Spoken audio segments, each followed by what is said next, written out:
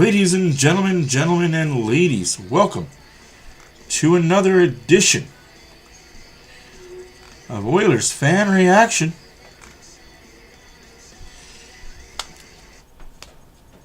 Tonight we have the Utah Mammoth hosting the Edmonton Oilers. Utah is 40-30-6.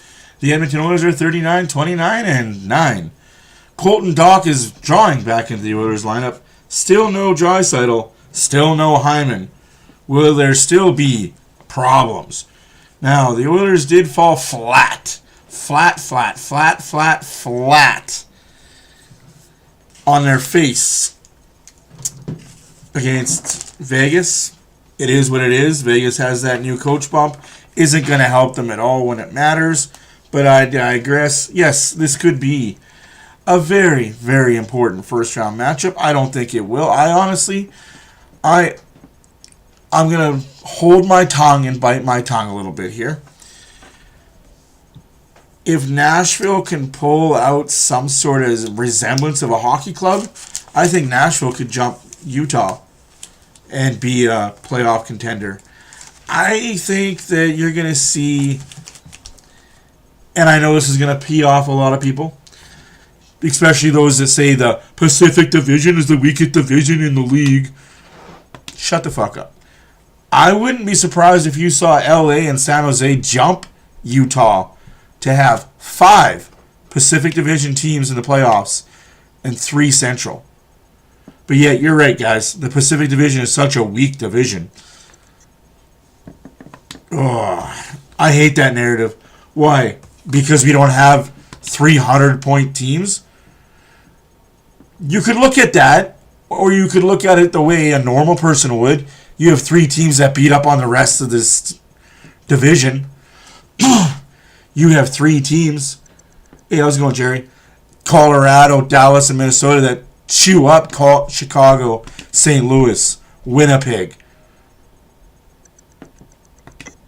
Is that a good division? No, that's 3 top-heavy teams, and the rest are garbagino. Just like in the Atlantic. Let's not sugarcoat the shit in the Atlantic. Who do you got in the Atlantic that's good? Tampa? Buffalo? Montreal? After that, what have yous? Bunch of nobodies, no goods. Metro. Who's your top dog in the Metro? Carolina? Pittsburgh? Philadelphia? Excuse you? Again, everybody wants to bitch about the Pacific Division being so weak. Nay. No. I digress. Just other divisions have 3 top dogs, and the rest are all pretty fucking weak. The Pacific Division is the only one that has 4 or 5 really good teams any year battling for a top 3 spot in the West. This is an off year for that. I will concede that. I will give that. But anywhoosies, let's enjoy some hockey. Let's hope the Oilers come out strong against Utah. Just play the way they did when they played Utah. Just play that same level and brand of hockey.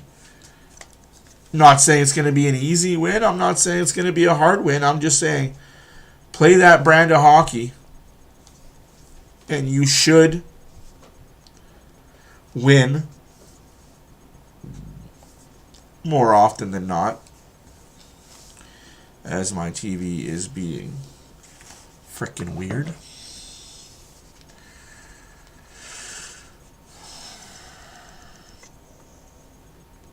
Oh shoot, where's the hockey game? I don't want to watch the Calgary Flames. I gotta go to Sportsnet 360. Garbage.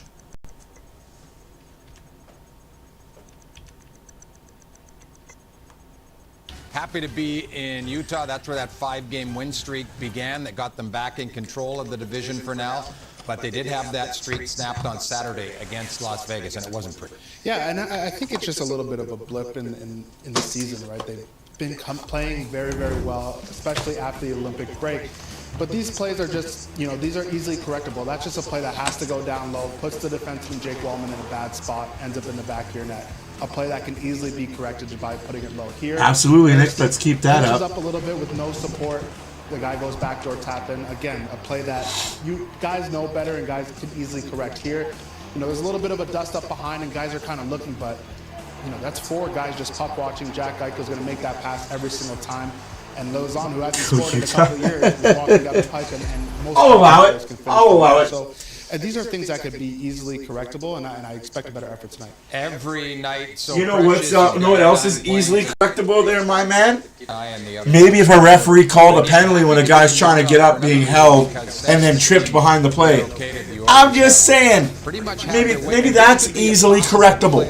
Preview. Without Draisaitl right now, it's the big 2 at the top there have been carrying the weight. Yeah, and I'll just talk about Evan Bouchard a little bit. I think a lot of really good players kind of have these plays. So yes, the sad news is no Bush, no Draisaitl, no Hyman for the 2nd straight game.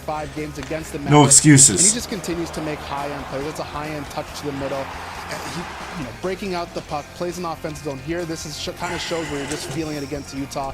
You make a pass, a shot, and you end up getting a 2nd assist. But I think this just kind of shows, you know. Yeah, I know how you feel. It's all good. Makes a good pass across. She's an Arizona Coyote, a Phoenix Coyote diehard. They are still technically part of the Arizona Phoenix franchise, so I can't hate on a person for loving their franchise.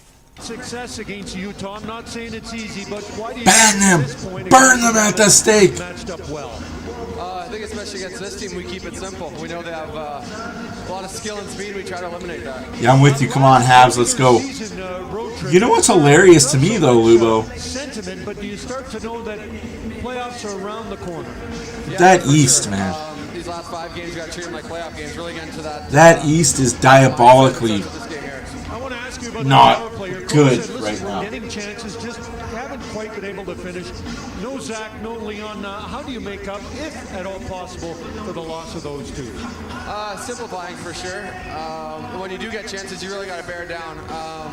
No, you might not get as many looks, but when you do, you got to capitalize on them. Evan, thank you. Good luck tonight. Thanks, Gene. The 130-year-plus wait could be over for those in Utah to see playoff hockey. Dylan Guenther, 9th overall back in 2021 by the then Arizona Coyotes. A lot of people missed on him. What a year he's had. Yeah, what a year he's having. And he's a sniper. I mean, you know, Utah is always looking for him on the power play. They're looking for him. I'm sorry to say, folks.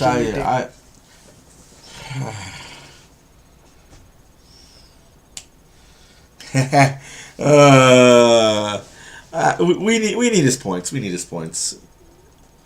I think Utah's in trouble if they don't win this game. They're in trouble.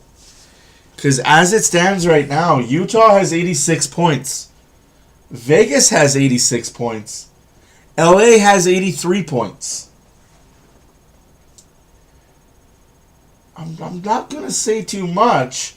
And right behind LA is Nashville with 82 points. If Utah doesn't start winning and win some games in a few bunches, Nashville could easily catch them. And what's the story going to be then? No, there's no story. It's just the team isn't ready. Much like San Jose, the team is not ready. Also, congratulations to Pete DeBoer, the newest coach of the New York Islanders.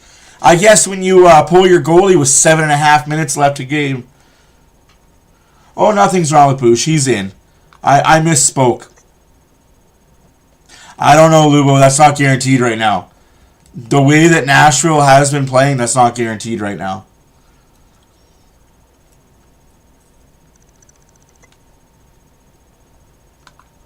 The way Nashville, LA, and San Jose have been, I don't think Utah is guaranteed.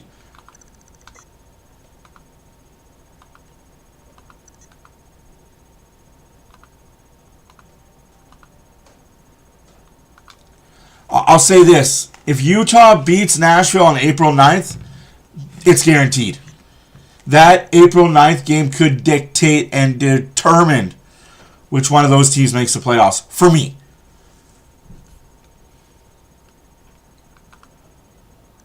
Just like tomorrow's night's game against San Jose will determine if the Oilers are first place in the Pacific or second place in the Pacific.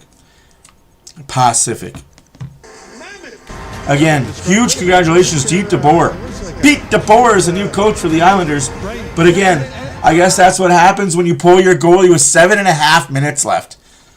7.5 minutes left in the third period, and you pull your goalie for the entire rest of the third period?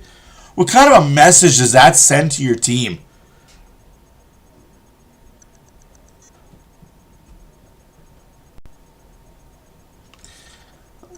Like I said, I just don't think it's quenched yet for Utah.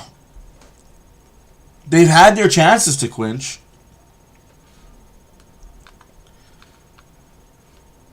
It'll be interesting. It'll be an interesting final 5 games. And for Utah.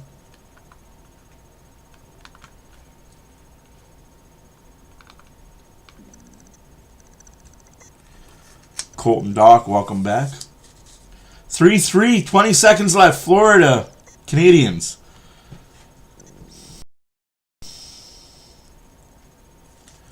Senators up 5-2 on the Tampa Bay Lightning. 3-3 Blue Jackets Red Wings going into overtime. 5-5 Bruins Carolina. Colorado's up 3-1 on the Blues. Calgary's up 2-1 on the Stars. Wild are up 3-2 on the Kraken. Games have yet to be dropped. Oilers Utah. Golden Knights Canucks. Predators Ducks. Are the Oilers the second game on the back-to-back for that Detroit-Columbus game? Is that why we're waiting?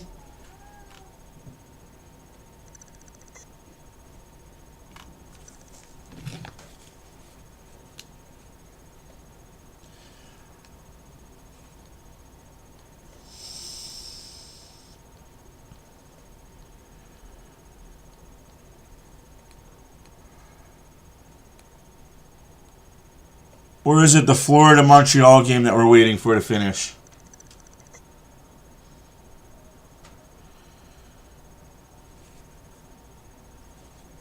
That's what I don't like about the ESPN TNT finish. Wow, that's insane, eh?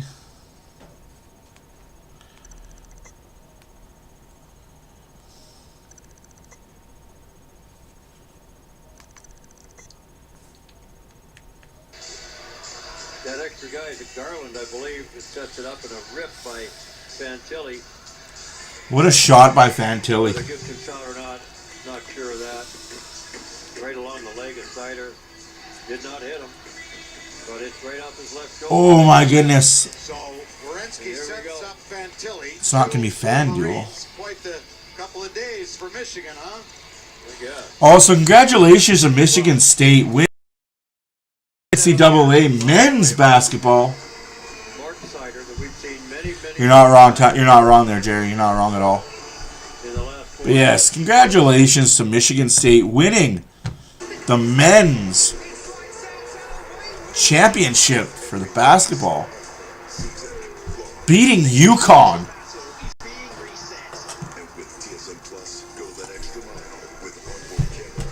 The dragon has been slayed.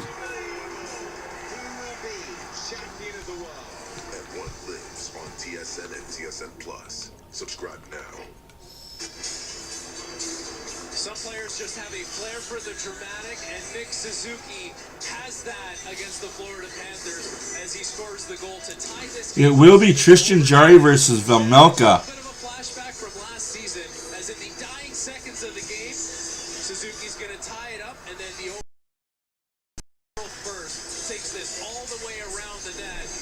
Jarry gets to start tonight. Ingram gets to start tomorrow in San Jose. Which game is more important? And here it is tonight. Lane Hudson poised, gets Tarasov way out of the net, puts it right back into the slot for Suzuki, who had just missed one of the most glorious chances you could. Make me smile.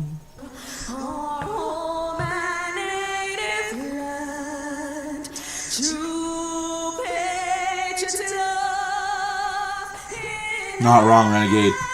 Not wrong at all.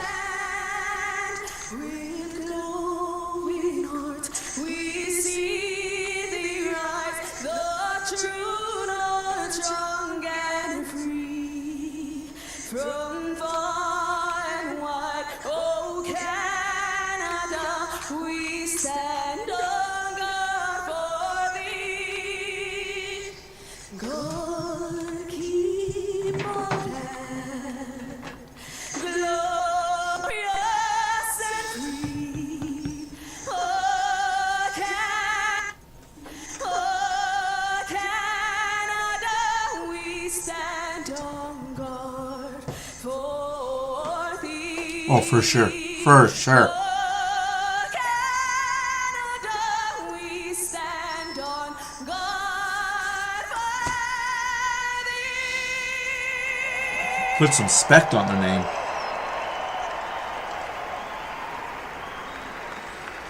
That's tough.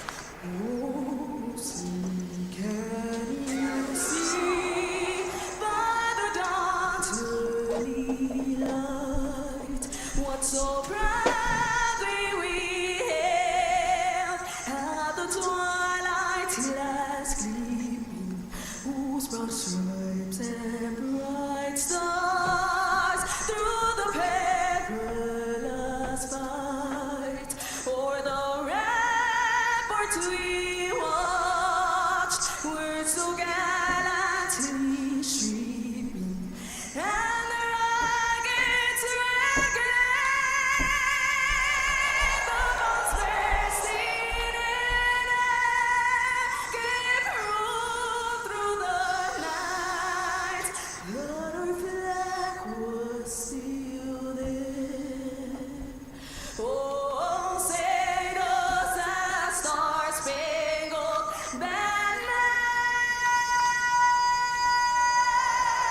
That's unnecessary. That's unnecessary.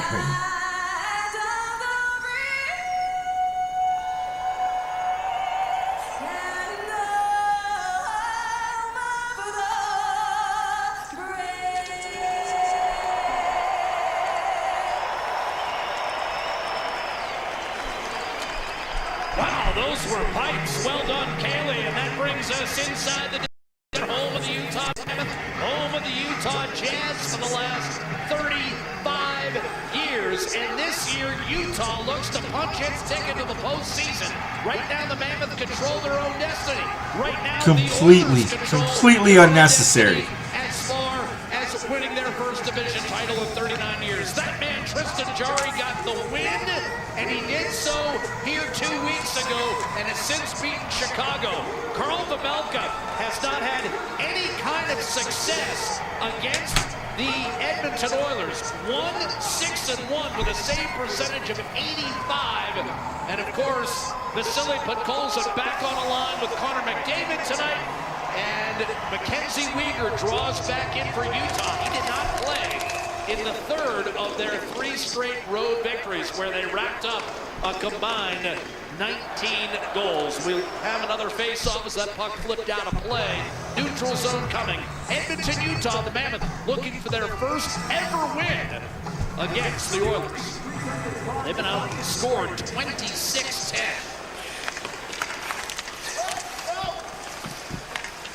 Ekholm and Bouchard starting defensively. McDavid alongside Savoy and Podkolzin. Starting lineup brought to you by our friends at Bet99.net.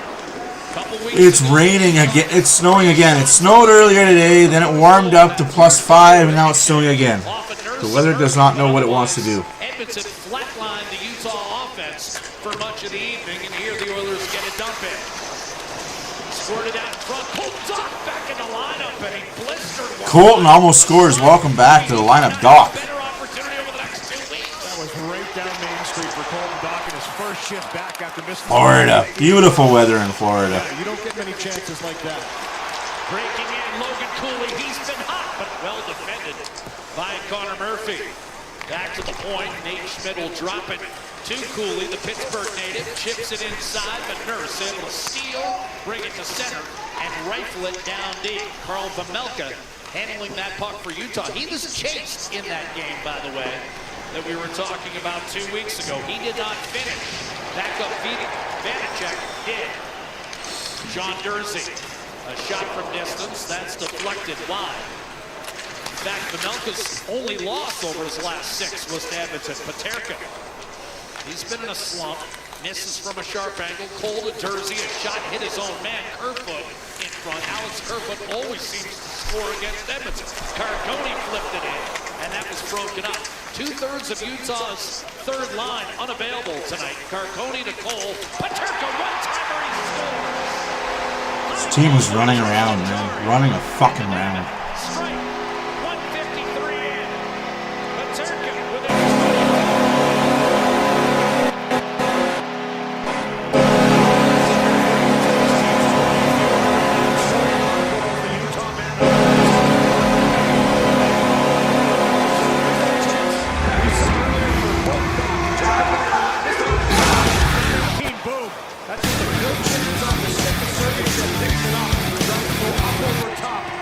That just cannot happen if you're the Oilers. Play better defense. Few shots that don't get through. A beautiful pass cross diagonal, and Paterka makes no mistake on that one. 1-0 men. Ian Cole with the dish. That's his 20th assist this season. Here's a dish in front. Backhand Scores! Curtis Lazar! Tie game! You look down and you miss it. back and scores just 11 seconds after the goal by Paterka. Curtis Lazar.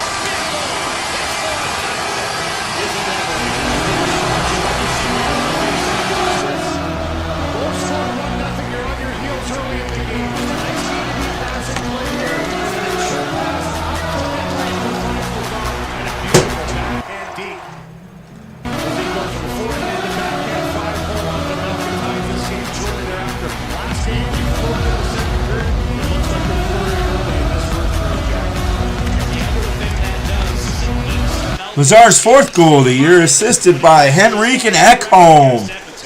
1-1 Edmonton, Utah. With that assist, will be credited with his 400th career point. A mid-air swipe sent a puck wide, and Jones with a high floater. And already, Louis, we've seen a ton more action than we saw in the first 10 minutes the last time these two squared off. I think both of them know exactly where they are in the standings and what's at stake. They've come out flying, both teams. And for Ekholm, you know what? Great pass up the ice. It doesn't always have to be perfect. He knew he had a forward up the ice. He gets it there quick, and Henrique with a nice pass to Lazar. With that transitional play, we talked about it in the open. Edmonton scored 4 of their 5 goals on the transition against the Utah Mammoth 2 weeks ago here in that matchup where they won it 5-2. And strikes again. Quick pass up to Henrique. He feeds it through to Lazar. Jeez. Down into the net and goes to the backhand side and buries it. All smiles on the bench now. It's got to feel good for Curtis Lazar, who's been banged up a majority this season. That's his first goal since January the 6th. And again, he missed some time in there. I don't mind Lazar being in a playoff lineup. I like that, Lazar. Lazar, 4 goals this year. And keep in mind, he's only played half a season, 42 games. Nice response by the 4th line, too. It was the 3rd line. Oh, come on. Ekholm, you got to keep that zone, though. Response, so good depth scoring for the 5. But Colson back on the line with McDavid. He was switched out for Nugent Hopkins in the loss to Vegas. Matt Savoy, 15 points in his last 19. Up top for Bouchard. And he was ready for that hit from Yamamoto. And came back into his former teammate and sent Yamamoto flying. Uyghur directs a pass to Sergachev. This is the first time since the first 2 games of the year that Utah is dressing just 11 forwards and 7 defensemen tonight. McDavid to Bouchard. Again, Uyghur is coming off a bit of an injury. McDavid dashes in. Right now, 1 point behind Nikita Kucherov in the NHL scoring race. Kucherov with a point thus far tonight. John Marino, once drafted by the Oilers, 6th round pick in 2015, 5 rounds after McDavid. Dickinson will put it behind Nate Schmidt and chase it down for Edmonton. Oilers go to work on the cycle. Frederick and Doc are the line mates for Dickinson. It's cleared by Utah. Icing's going to be waved off. Emerson tracks it down and locates Frederick. One touch on to Dickinson. He's got Doc with him. Dickinson, hard to the net. Save Pavelka. And and the rebound held by the I like that Dickinson drive. I like that Dickinson drive right there. I do. Do more of that. Speed and a former 20-goal scorer with the Chicago Blackhawks, and he gets this puck, makes a nice move right there. He's 1 for 3. Montreal scores this goal. It's over. Scores!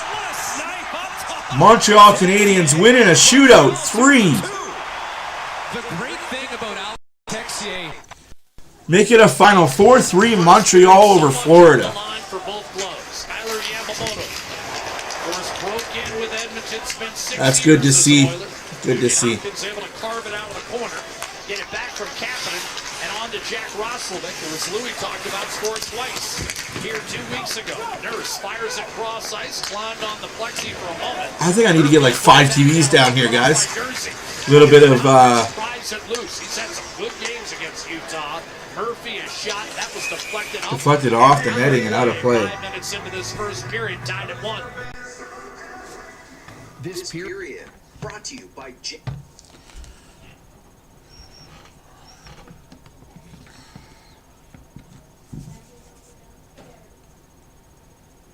Montreal Canadiens beat the Florida Panthers in a shootout.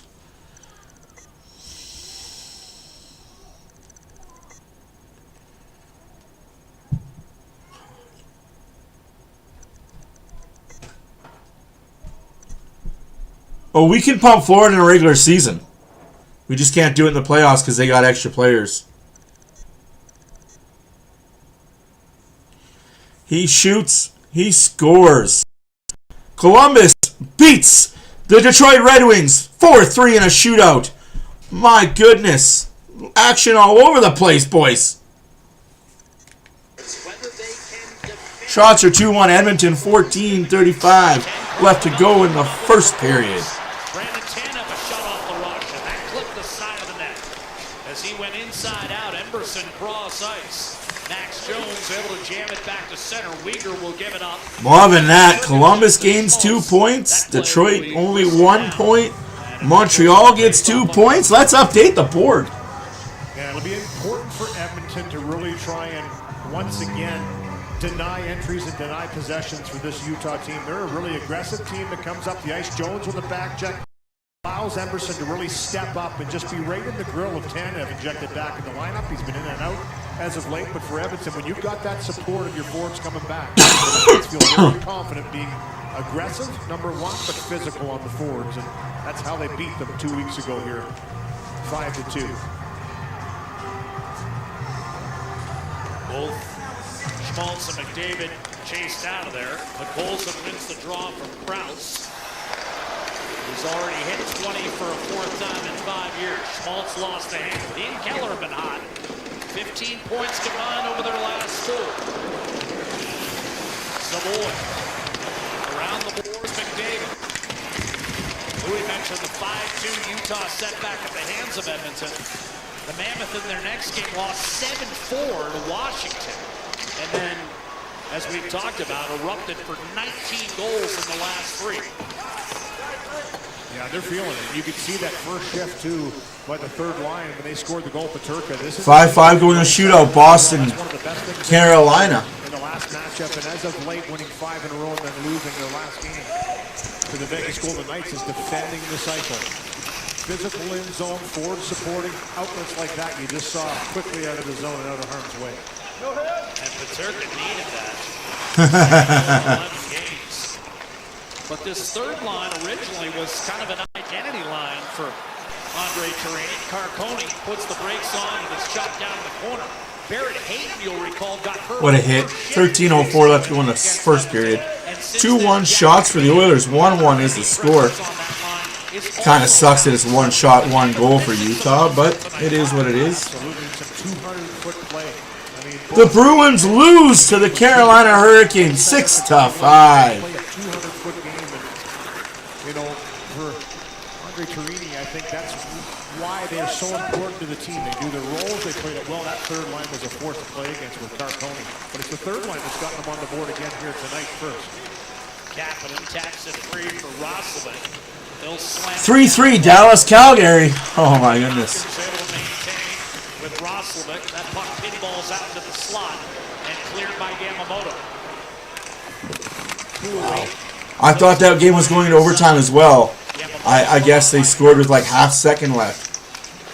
Using that 6'4.5" frame, and now puck deflected out of play. And that'll be deflected out of play. And we'll take time out. 8 minutes gone by in the first. If you like hockey, stick around here, my friends.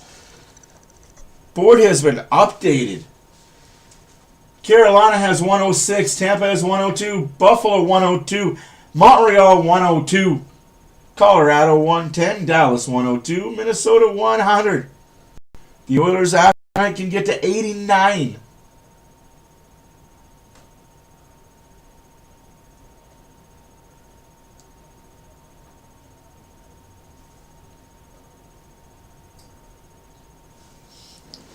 Calgary can't hold a lead.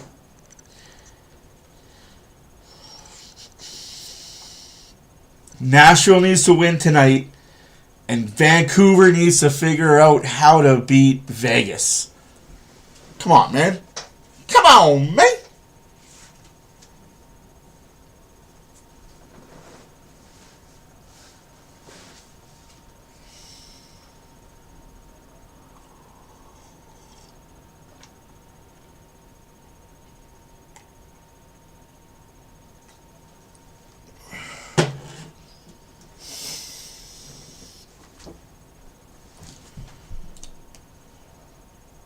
What a crazy day of hockey. And then tomorrow's just a quiet 3-game night. Oilers, Sharks, Capitals, Leafs, Sabres, Rangers.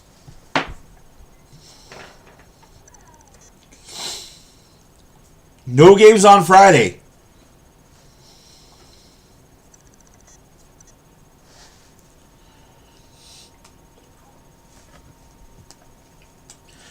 I go the opposite with you, my friend. I'm going to say Edmonton, Vancouver, Nashville. Just because I don't like Anaheim. Got the Schneid versus Chicago a couple games ago. And you're getting production down your lineup tonight. It's Lazar from Henrik, another fourth-line goal. I think Vancouver has to figure something out. They got to figure their lives out quick here. Pressure on your top players, and Curtis Lazar quickly has tied this game after the Turk made it 1-0. Good to see. Production from all four lines. Josh Szymanski taking a seat in the press box tonight with the return of Cole Dock. Oh, beautiful saucer pass to Schmaltz. Some touch from Clayton Keller. So much skill on this top line. Keller, the Utah captain, centering pass.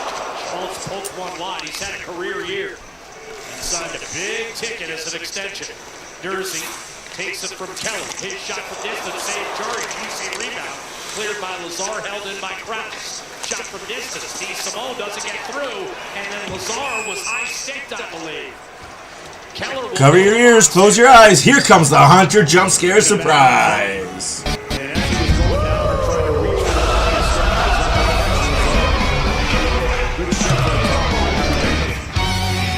Up against the fourth line of Edmonton, but they keep it to the outside for the most part. You're going to see right here is Keller tries to stop on that puck. He actually slides down and falls himself. Not wrong, Morgan. Not wrong at all. I'm okay with that. As he's spinning, his stick comes up, catches Lazar in the face. No question on that one. First power play. Now let's score on it. Brought to you by Play Alberta. The Oilers, 3 for their last 31, 1 for their last 17. 3 for their last 31 on the power play. McDavid has 11 power play goals. In fact, this is the No Race Van Rocks, they can't. Unfortunately, the way call-ups work, it's garbage face-off, though. Gotta win that face-off. I just don't see any more call-ups unless it's for a goalie. We'll see what happens tonight. We are in San Jose tomorrow night. Scores! Connor McDavid! 1-on-4! Dangle these nuts, boys! Let's go 2-1 Edmonton! Woo-hoo! Okay, he must have heard it.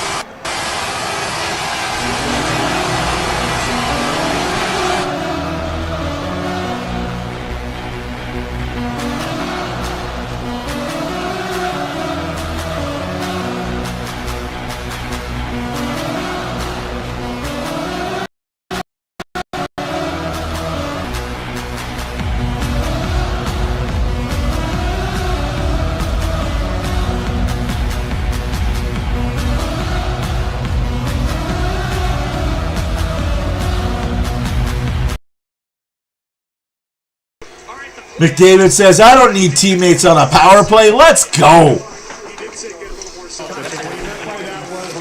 It's about time you didn't be selfish. It's about time you're selfish, kid. Take the puck and score. As they say in Chell, pass you the puck and watch what I do with it.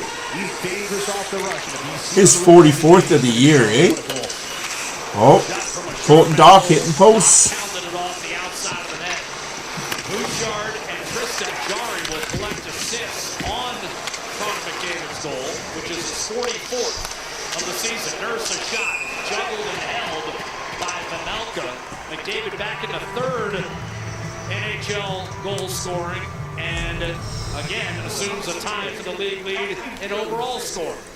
Yeah, a little drop pass by Bouchard and McDavid once he has the speed. Nice little pick you saw up the ice by Bouchard as well. He's the one that kind of gets in the lane, allows him a side to go, and then the reach, full speed. I mean, he went around 3 of the 4 Mammoth that were on the ice. He froze Cole, and what a tuck.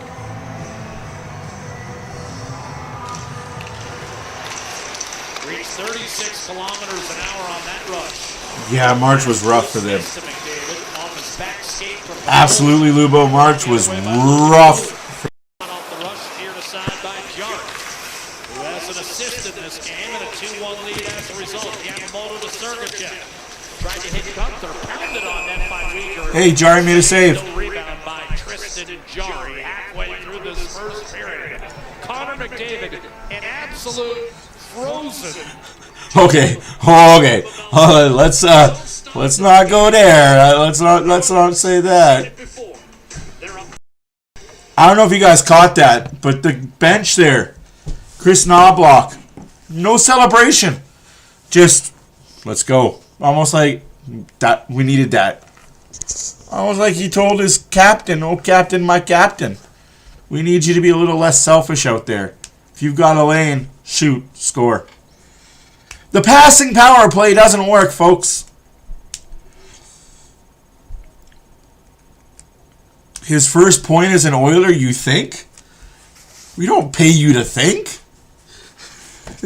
Wait, you're getting paid? Jesus. Not even I'm getting paid for this.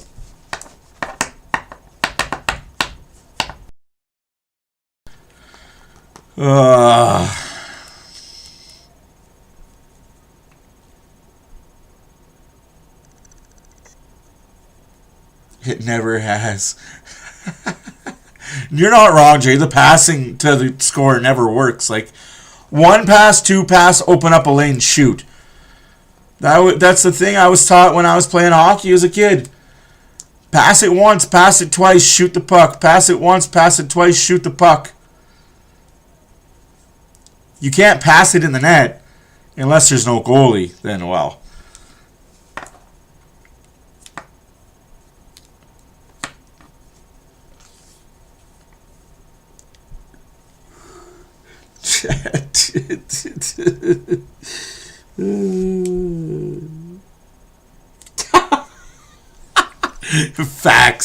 Facts. Hard to handle there on the backhand side. Gets this one a nice give and go with Nugent Hopkins. 5 goals this season in 7 periods. Race. Against Utah. I'm only allowed to comment on what I know. That kid from Germany is down to 2 teams, and the Oilers are one of them. And a big reason why, when your best player shows up against a team, you wonder why you're 5-0. That Hughes kid from Michigan. I'm not familiar with that kid. Elaborate, please. By all means, elaborate on that. Never reacted. Cole again trying to go cross ice. That time, Oilers 6 in the lane from Krause. That's the exact play that Paterka had scored on. Here's a drive by Dursey live on a puck that pops out. Cole with a shot up near the clavicle, and Jarry able to make the save, and now Krause trying to assert himself in front of that Edmonton net. You have been, absolutely, you have been. Your cries don't fall on deaf ears, my friend. That big presence in front of the net. Have another strong year, Lawson Krause, but cooler heads prevail after this one. A nice shift again by the Mammoth as they move this puck around. That was the best chance they had in. And Tristan Jarry says enough of this. Gets a little extra shot from Ty Emberson to clear him from the crease. Protect your goaltender. Tristan Jarry, 9-6-1 as an Oiler. He's won his last 2, and he's been well insulated by the Oilers' stingy defense, who've allowed just 18 shots in those 2 victories over Utah. TJ Hughes. And last week at home against Chicago, as the Oilers went 3-1 on their recent 4-game homestand. This is the opener of a 3-game trip, which continues tomorrow night in San Jose. A tough back-to-back. We'll talk about it a little bit later on. Kerfoot to Paterka, and it's forced off. That is interesting. Cole will go cross-ice to Jersey. Because of a curfew, the Oilers won't land in San Jose. They've got to land in Oakland tonight. So that's an extra 45-minute drive. Shot by Carcone, and a save made by Jarry. Now Kerfoot. Ian Cole fires. Block shot Nurse. Rebound Kerfoot. Oilers packed in tight here. Marino. So far, so good, Nicole. Looking for a seam. Again across. Although, That was the play that resulted. still lots of game left. Second time they found that cross in the pass. He's in Florida with all the old people. He's got to speak a little louder. They can't hear him. That sounds right. But yes, that German kid is definitely going to be close to being an Oiler soon, I hope. I hope they can get it finalized in the summer. We do miss Northern. I hope Northern is doing well with everything that she's dealing with.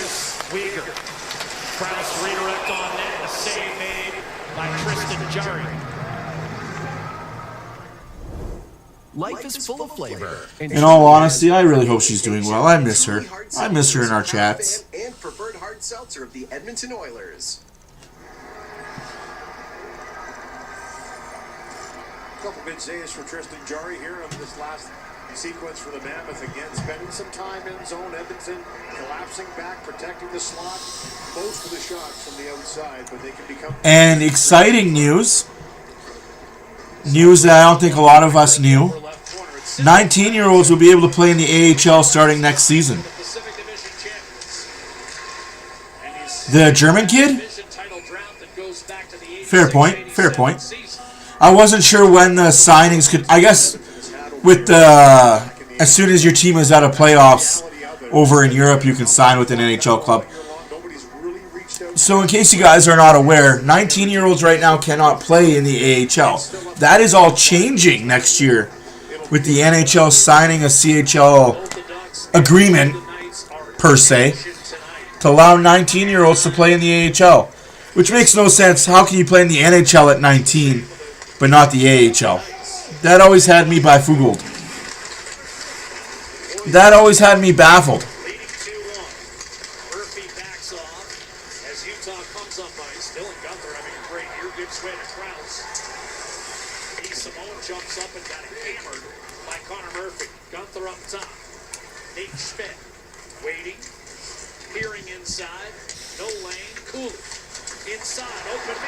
Good save there by Jarry. Needed that. 7 minutes left to go in the first period. 2-1 Edmonton. Shots are 8-4 Utah now. Thanks, Race. Greatly appreciate the input. Like, I don't know everything about everything, but I like to stay informed.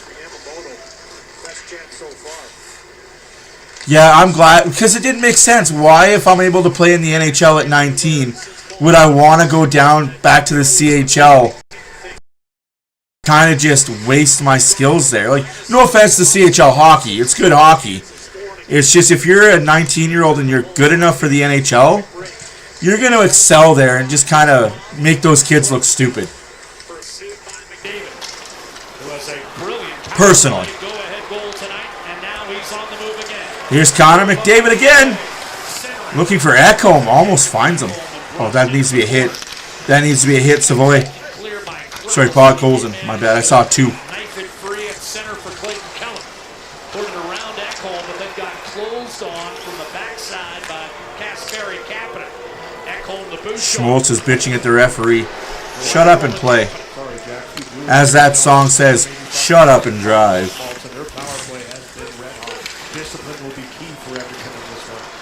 Since the game against the Oilers, that's where the Utah power play started to revive itself. Paterka, Jersey, shot, this side blocker. Came off the glass, pulled down low.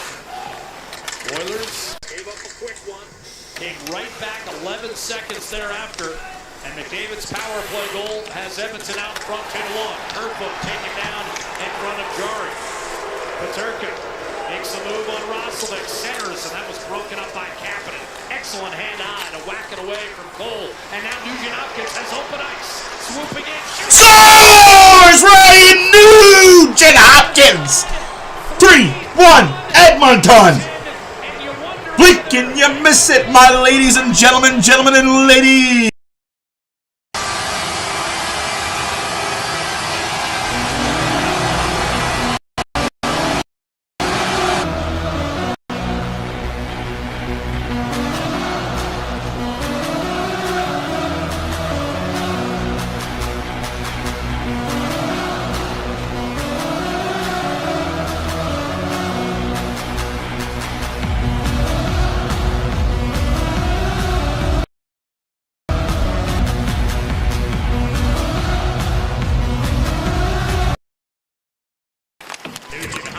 I want Utah. I want Utah. His 19th of the year, assisted by Kapanen. 3-1 Oilers. Giving up 4 on 15. Rumbled in front, Adam Henry, Castile, the backhander off the boards. He's 1-6-1 lifetime against Edmonton, as we told you before the telecast. Jay, you are not the only one. That wrister made him an NHL player. I remember watching him in Red Deer. I remember seeing him in Red Deer with the Rebels. That wrist shot, man, that's underrated. He hasn't used it enough.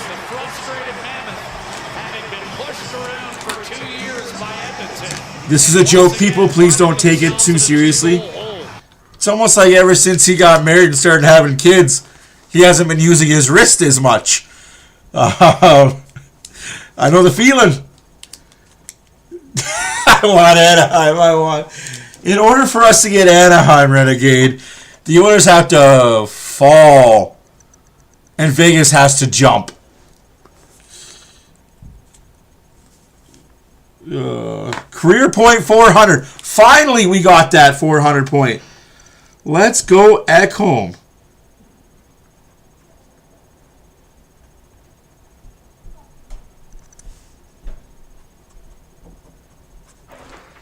You know what? I'll take Anaheim in the second round, though. Then I'll take Minnesota in the third. For the shits and the giggles, I'll take Buffalo in a final. Let's make a final. Oilers, Buffalo. Let's go. No. Let's throw it all the way back. All the way back to the 1990s. Oilers, Habitant. Guarantee a Canadian winner, right? Wouldn't that piss off American broadcasters and American viewers? Because you'd get 150 million views per game in Canada, but nothing in the States. And by the way, that revenue money only counts for American viewers. That would suck for them.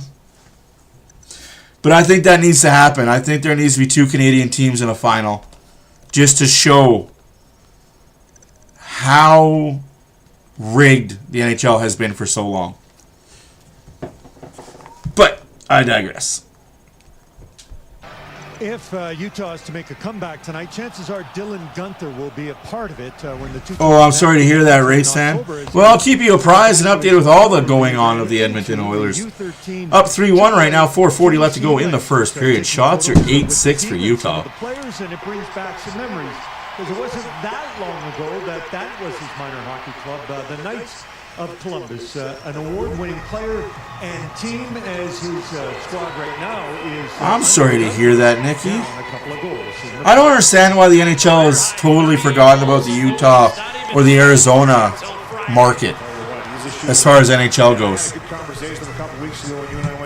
Like, you'd be prime area for an LA game, an Anaheim game, a San Jose game, a Vegas game, a Utah game. I think it's been 3 or 4 is the most he's gone without a goal this season. Pretty remarkable to navigate through a season like that. 4.5 left to go. Shots 8-6. Now 9-6 for Utah. Happy belated Easter to everyone. He has risen and he is going to be here forever. You did, and he is. It just sucks that he's doing it for Utah. Could come to Edmonton. I wouldn't mind Gunther back in Edmonton. McDavid rolling up top. Bouchard looking for a lane instead at Colm. Wade Straggs throws it. Oh, Podkolzin, eyes up, Bud. Come on, that was your goal, Bud. Oh. 4 minutes to go, first period. Edmonton up 3-1. Bouchard a turnover. Yamamoto denied by. And that'll be a penalty coming up against the Oilers. Can't do that, kid. Come on, Bouch, you know better. That's a penalty. Don even upset by it. No question he stepped in front of Yamamoto here, but I mean, it's not much. Edmonton 2, minor interference. Here it is here, and yeah, he gives him a little bump, rides him out. I mean, Race, I can tell you exactly what happened. They've been approved. okay, hopefully the standards. They've been approved. Jari, we must point out that save on Yamamoto and then Nugent Hopkins at the other end. 3:48 left to go in the first period. 3-1 Edmonton. Shots 9-7 for the Utah Mammoth. Power play, Mammoth. Red hot Utah power play. Still ranked 22nd in the league. But red hot. Smoking. They have new ownership now. I'm not allowed to talk or comment too much on it. There is talk that if there's another expansion in the next 4 years, Arizona will be that expansion team. So we're looking at 3, possibly 4 expansion cities. Atlanta, Houston, Kansas City, and Phoenix.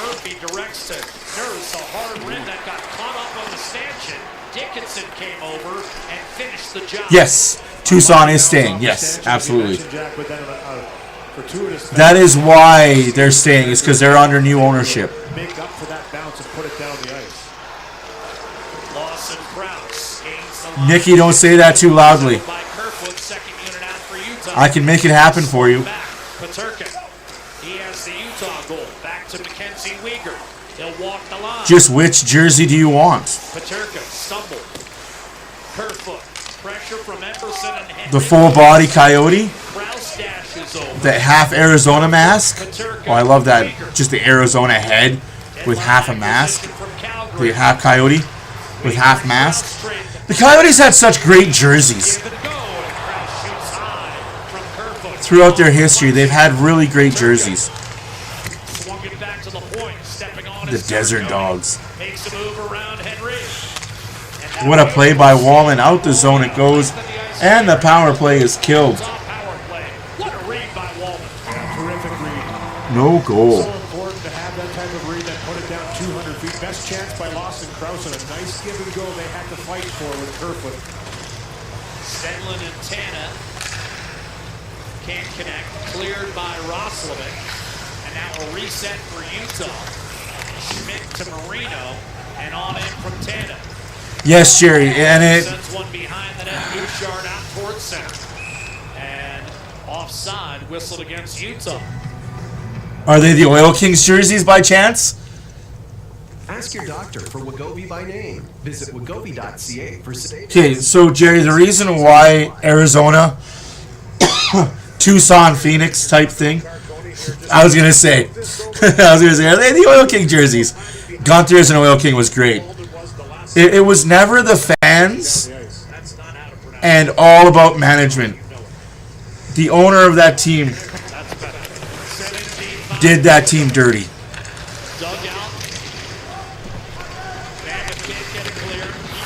They can be upset, but I understand why Canada won't get a team right now. I understand it, and to a degree, I'm okay with it.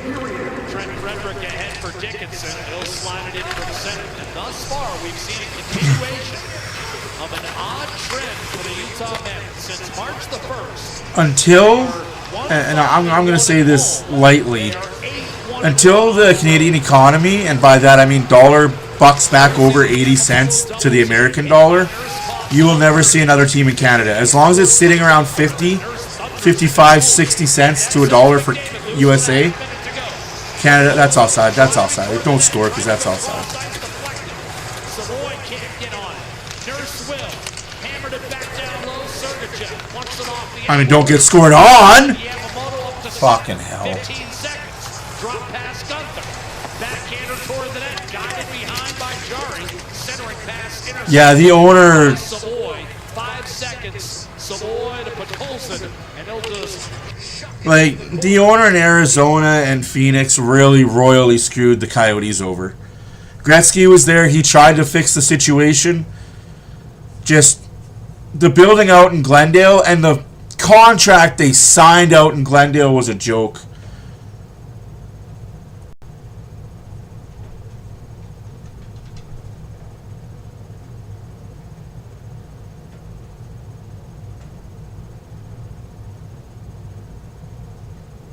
Yeah, right, Jerry. And that's why I hate the fact that it matters so much about economy. Like, don't get me wrong, I would love to see a team in Quebec City or Hamilton or Saskatoon or Winnipeg, but I'm sorry. I'd love to see an East Coast Maritime team. It's just our dollar is not there for it. If we figure out how to get the dollar to go up, even 20 cents, I think we can start talking about a team in Canada. But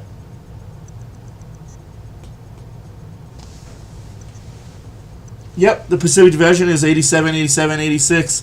About to be 89, 87, 86. If you catch my drift. Yeah, that was...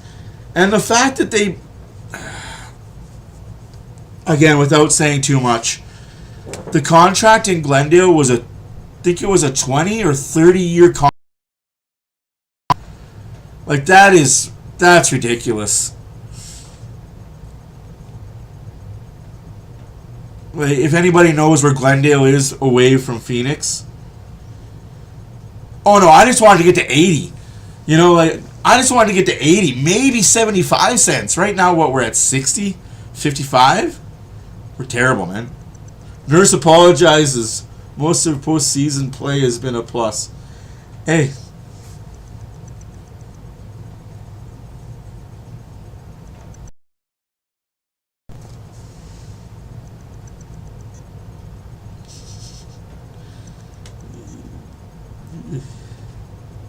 Yeah. And so you understand why Phoenix to Glendale. 71? Yeah. Yeah. It's not good. It's just not good, man. I hate how low our dollar is.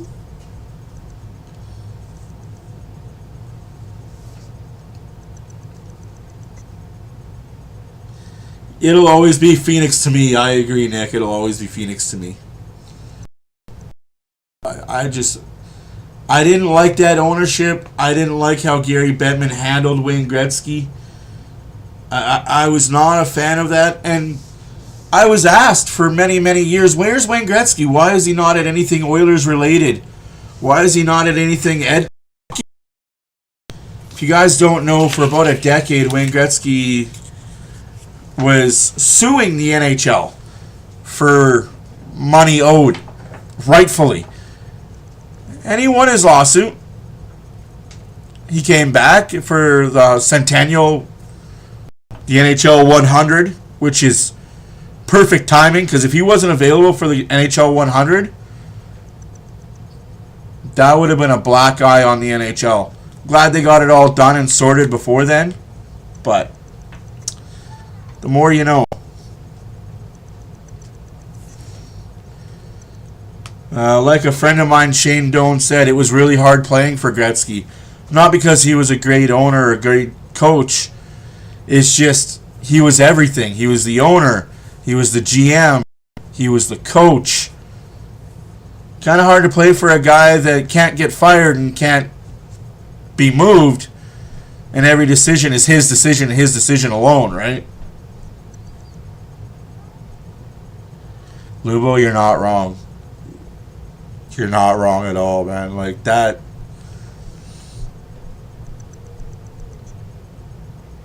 No, Nick, it was because he was promised certain things by Gary Bettman and promises weren't made.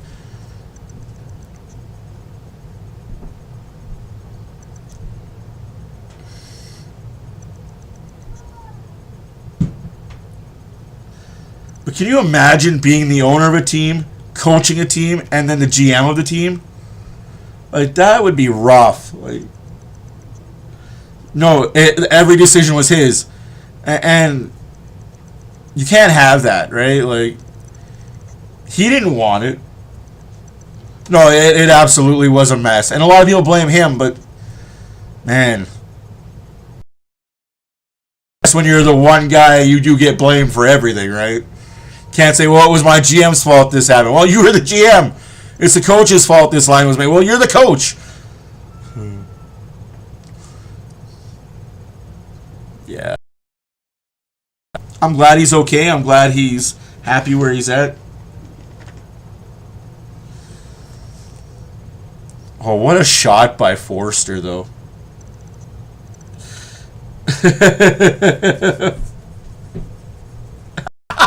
Nick, I do that in my GM mode. Oh, I don't even lie. I don't even care about my parking at all. I've never updated anything but my ticket sales and my merchandise sales. Everything else, bathrooms 25%. Oh, anyways, I'm gonna go upstairs see if the kids are all right. I will update y'all on the out-of-town scoreboard before I do that. Scoreboard! Scoreboard!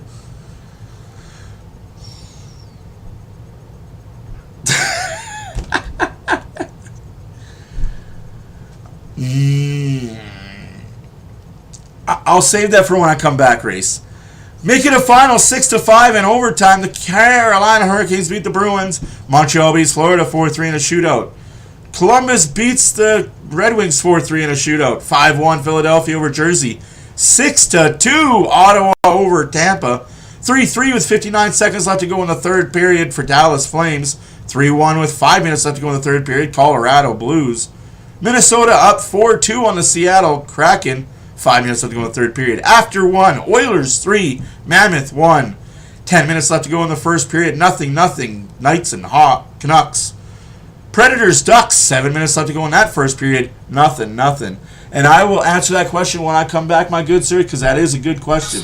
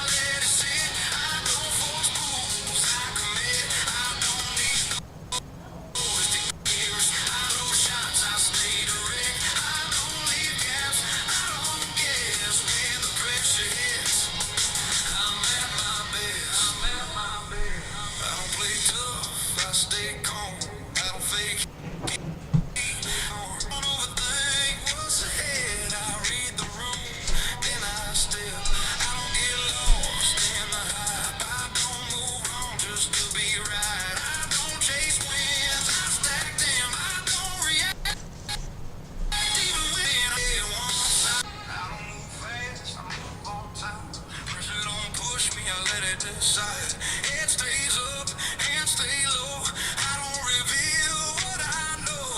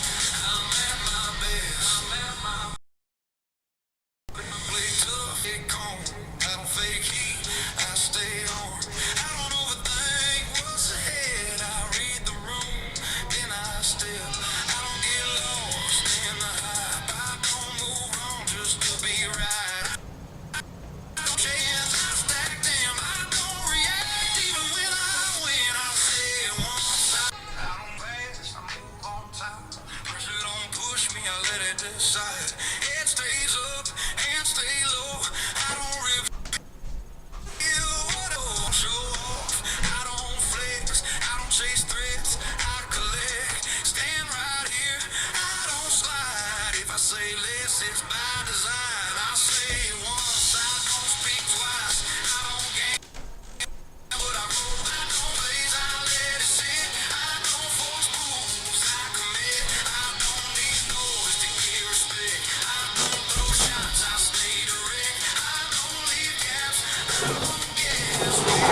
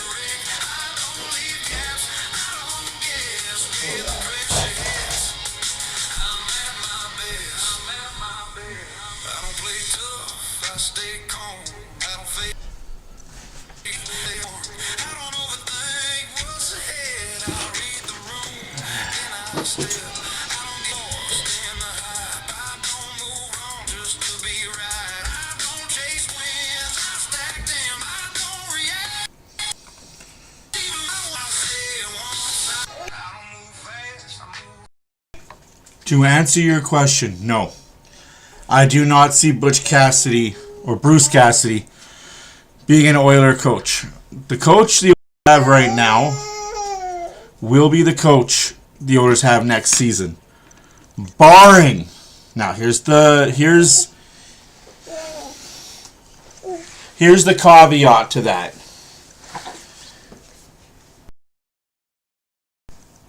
The only way the coach gets changed is if the Oilers are out in round 1, round 2, first 2 rounds. If they don't make it past the first 2 rounds and go to the 3rd round, I can see a coaching change being made there. Other than that, no, this coach is not a problem. I don't see the problem being the coach. I've seen the problem with this team not buying into the coach's system for half the year and realizing, oh wait, if we do play defense the right way, we can win more hockey games than we lose. Who would have thunk it?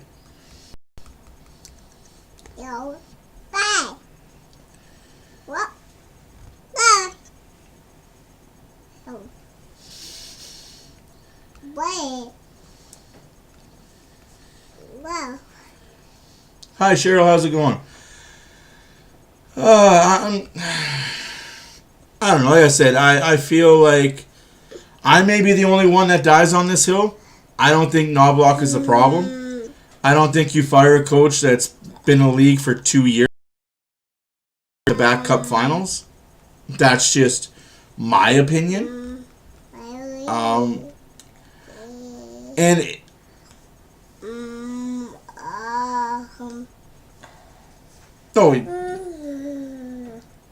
yeah, the AHL coach of the Bakersfield Condors is definitely getting relieved of his duties. But that happens a lot in the AHL. He's going to be coaching elsewhere. From what I've heard, he might be actually getting an assistant job in the NHL. Or an associate job, because there's like 5 or 6 coaches on a bench now. He's getting one of those jobs in the NHL. So yes, like I said, as much as we may have a problem with him not being raw, uppity, and we had a coach like that, and it didn't work out.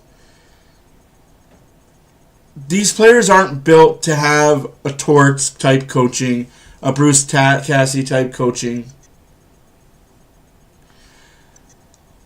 Mike Babcock type of coach. They want a coach that's laid back, not so screamy, not so emotional, because the game is emotional, right? Would you like, as a fan, to see a bit more? Sure, but I'm okay with not seeing the emotion. I'm okay with talking to players in the offseason saying, hey, was there ever was just like losing his mind on you guys?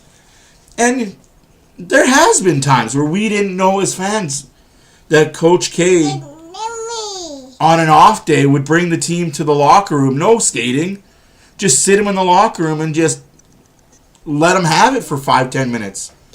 Have his face turn red, and then that was it. Squash, beef over. Not wrong, Jerry, not wrong.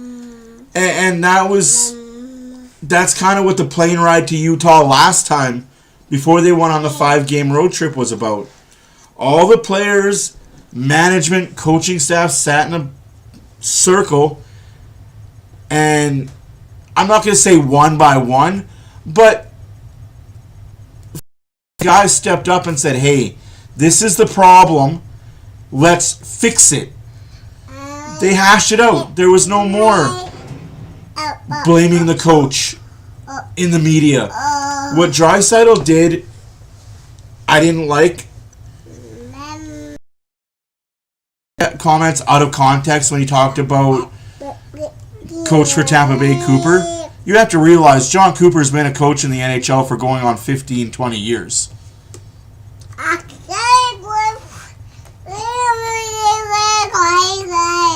Really? Pretty full. Patty Roy needs a job. Not wrong about that. Connor McDavid, a fabulous end-to-end rush. It definitely was one of their best games, Jerry. It's because they sat down on the plane and hashed out their issues with each other. Coaching staff heard from the players, you need to do this. You need to stop doing this. Players heard from each other. Coaching staff let the players know, you want me to fix this? You got to fix this. Aside from that Vegas game, which was kind of wonky, I'd say it kind of fixed itself. I agree. It's not your typical power play goal, but it's a typical goal for Connor McDavid. You tell him, Rose. Where he just gets that puck, and with that speed, sometimes if there's a lane open, he's going to take it right to the net. Nothing after the first period. Ducks and Predators. Knights and Canucks. And you wonder, since this is a potential... I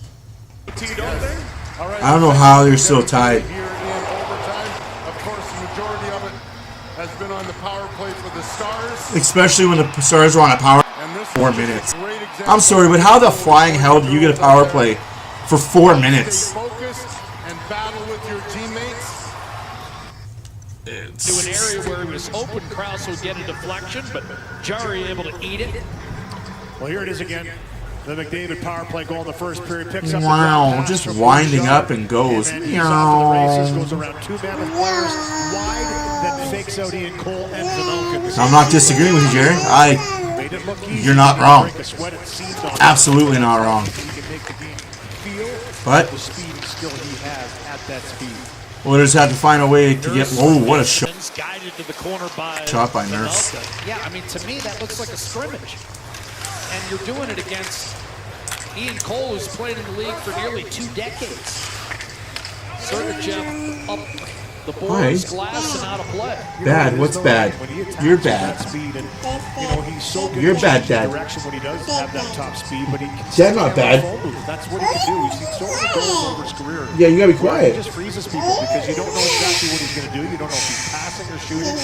And then to be able to kind of think and process at that speed is incredible. It makes him what he is. You laughing? Trying to be quiet if you're laughing. Ryan Nugent-Hopkins, who beat Pavelka from distance off the rush. He's got 19 now.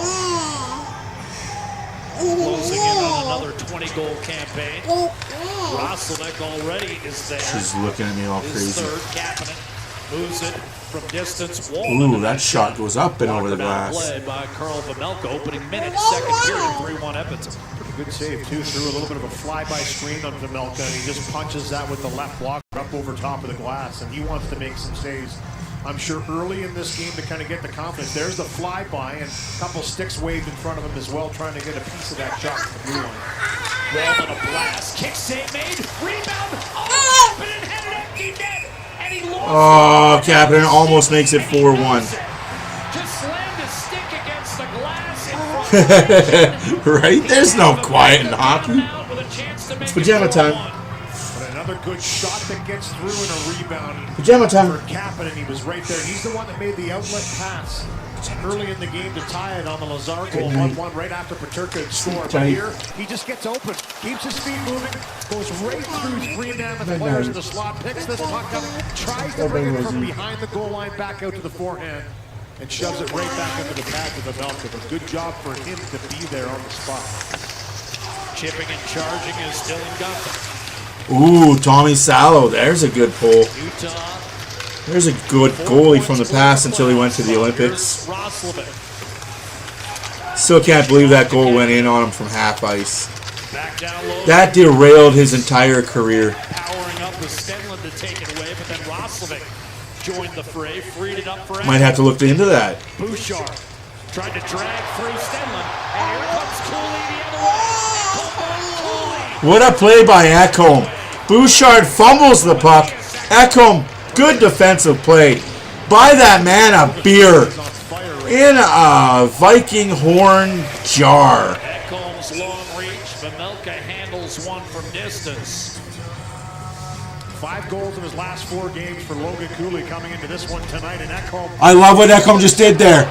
I love what Ekholm just did there. That is a leader for me right there. If you guys didn't notice that, Ekholm went over to Bouchard. He said, hey, don't worry about it. That's why I'm here. Don't change anything. Don't get down. Don't start not making plays. Last by Ekholm, and that was blocked by Paterka. I mean, that's what Matthias Ekholm does and has been doing for years, centering past Kerfoot, and that's been given some of the game's best, including McDavid when he was in. Oh, I'm excited. I'm excited for those new jerseys next year. Ah, so 20. They got halfway there. Halfway there. Whoa, living on a prayer. Sergachev, Paterka let it go through to Keller. Tapped in deep, and now Nurse a hard rim up to Trent Frederick, who guides. I've seen them, Nick.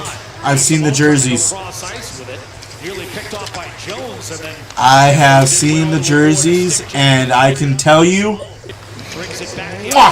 chef's kiss. behind Murphy, allowing Krause to get in on the forecheck. Murphy gets his stick snapped by a block shot. Oh no, no, no, no. No, no, that puck's gotta get out. That puck's gotta get out. Thank you. Thank you, get the puck out. Mwah. Chef's kiss. Da.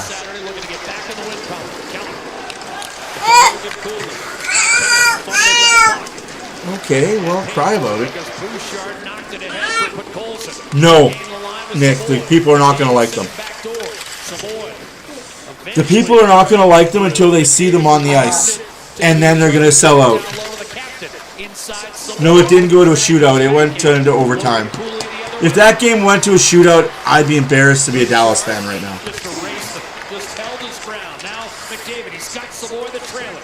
He waits, he dishes instead, gets it back from Podkolzin. Ekholm steps into one. To McDavid, in front, wide open. Podkolzin couldn't pull it. Why are we not shooting? Bouchard. Podkolzin, shoot. Ekholm, shoot.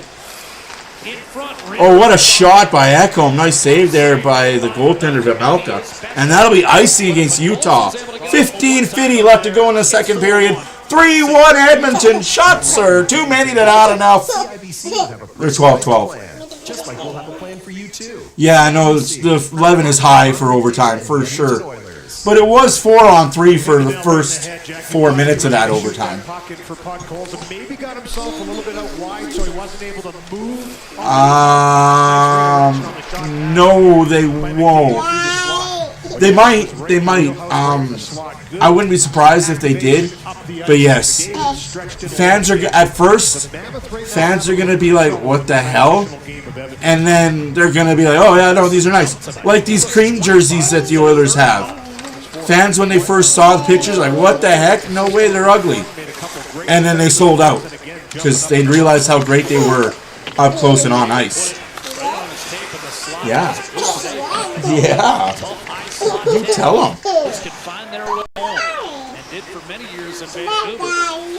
Night. Ian Cole for Utah, chipped in by Brandon Tanev. That was all net. Jari will play it. Held it, and then eventually forked it over to Emerson. Paterka in front, redirected, and Jari. I don't know how the hell do we have 8 church dresses down here for the kids. We only have 2 kids that wear dresses. Yay. Recognize that, as you mentioned, just now. Don't give them anything. Don't let pucks take away. Quickly jumps down a little back. Tanner's always had a nose around the net. Wants to be that thorn in your side. And in the skates, Jari's able to kind of reach down and say, "Yep, that's enough for that." Get a whistle.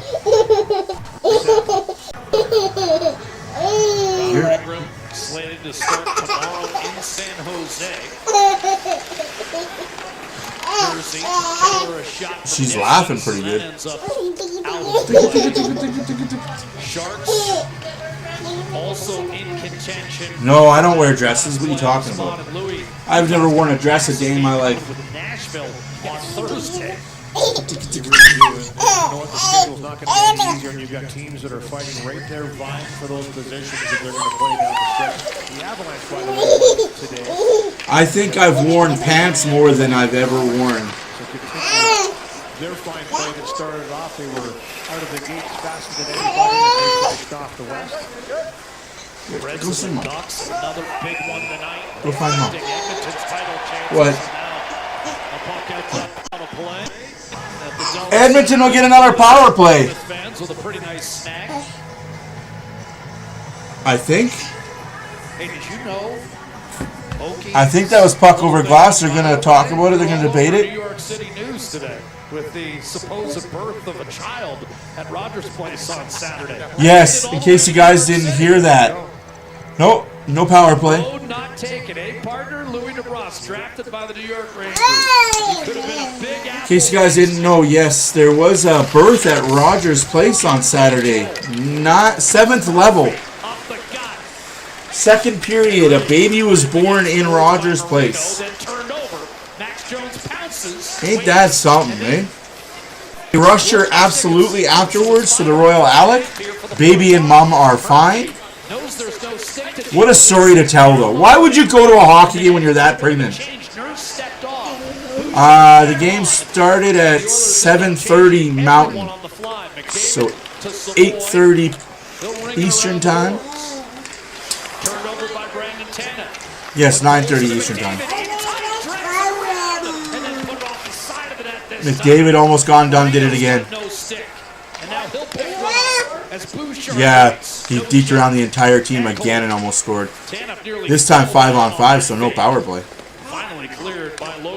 That should be a cross-check, not called. What a play by Bouchard. Although that was a cross-check that wasn't called. He can be gritty on that forecheck. That's offside. This is offside. Calling the baby Roger. I don't know what they call the baby. To be honest, I don't know if it's a boy or girl. That part hasn't been released to me, at least. I also haven't been paying too much attention to it. Bouchard does it on Sportsnet. It's okay to be late.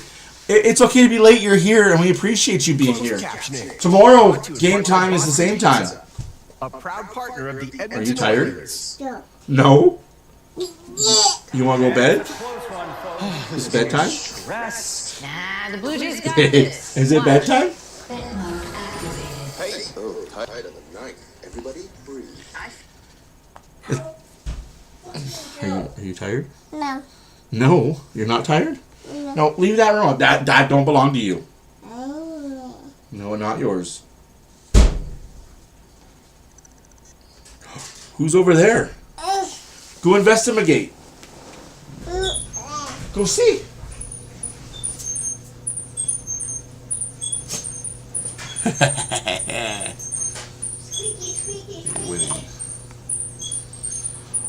That is wow, Nikki, that's crazy.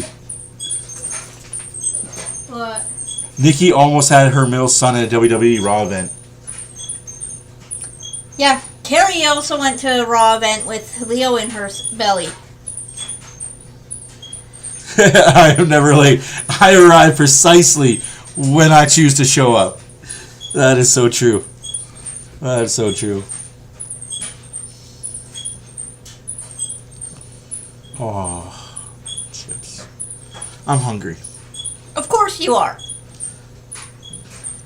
So, this one seems to think that no one wanted to hear him scream for waxing after the last game. Can we clarify that? I'm not. There's no waxing going on. Waxing at post-game, final game of the season. Or before the first game of playoffs.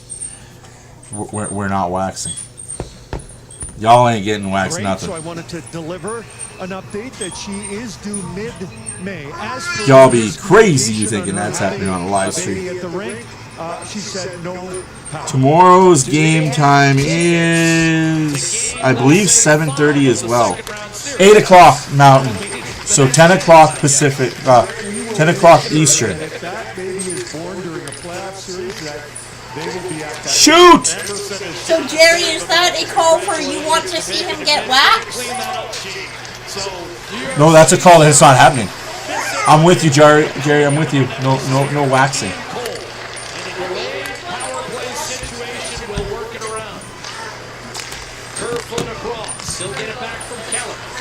Penalty coming up against for the Oilers. Keller gets it from Paterka, trying to go cross ice tip. Cole. Kerfoot. Jersey. Keller spins, centers off a skate. In Cole. Jersey down low. Kerfoot. Paterka shot, save, rebound. Shoveled wide by Carcone. And now Utah will go to the power play with 12.5 to play in period 2. Quick transition here by the Mammoth. After Emerson has time to walk in and pick his spot, it was a good. I'm not chicken. I am all for the waxing. Just not doing it on live stream. As he digs in a little too deep on that transitional play. You will never hear me scream. The goaltender on the bench for the Mammoth and the extra attacker, and Wallman finally gets control. Shots after the first period were 11-7 for Utah. In the first period. Had 2 shots on it. Jari stopped them both. And now Edmonton protecting a 2-goal lead. Shorthanded for the second time. Off the draw, rattled around. Henry, Connor Murphy. Utah gets the second power play of the game for them. Keller able to hold on for Gunther. Shovel down low. Cooley, Nick Schmaltz turned it over. Savoy the steal. You just got to get yourself in the mental mindset that you're going to feel pain. That's all. In case you guys are wondering when the game will be, the waxing. Thursday, April 16th. Game time is 7 p.m. Gets it back, a drive, Sergachev, a save, Jari, a rebound cleared by Ekholm. To the corner, Lost to Gunther. This guy. Not wrong, though. Not wrong. 2 penalties could have been called there and nothing coming for the Utah. One got his stick slashed out of his hands, the other got hooked. Bunch of he was looking around trying to find it, but it had gotten away from him. A good clearing by Kapanen in the forward, right down in the mix to put it down the ice. President's Trophy winners, Colorado Avalanche, are going to be out in round 1. Oh, there's a cross-check to McDavid's face, not called. Can you imagine that? Like, Connor McDavid gets cross-checked in the mouth in front of all referees. They're all watching. No call on the play. 30 seconds left to go on the power play for Utah. Still nothing happening. Oh, Savoy could have stole the puck. Gets a little bit of hook on the hands. Paterka up to Krause. Garconi hovering close by. Instead, down low. Paterka.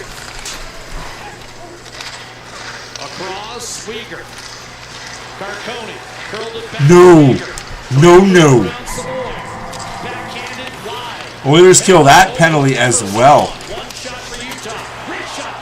And Jari with a big save. Shots are now 16-13 for Utah. There is no... Here comes the pin. I love that. Followed by Edge's old theme. You think you know me.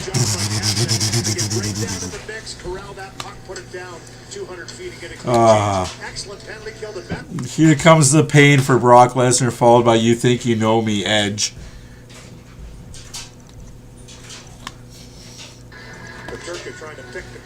Jerry, because his job is on the line. No, I kid.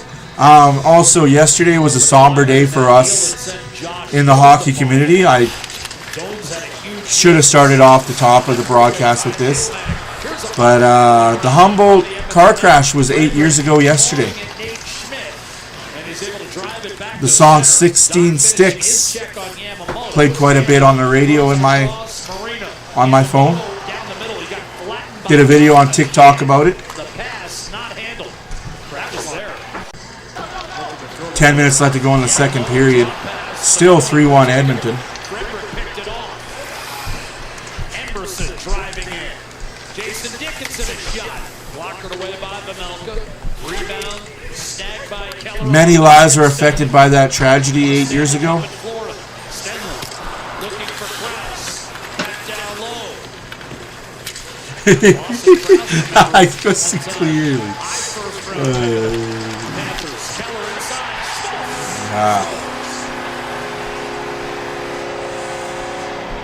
Of course they score, right? Give enough opportunities.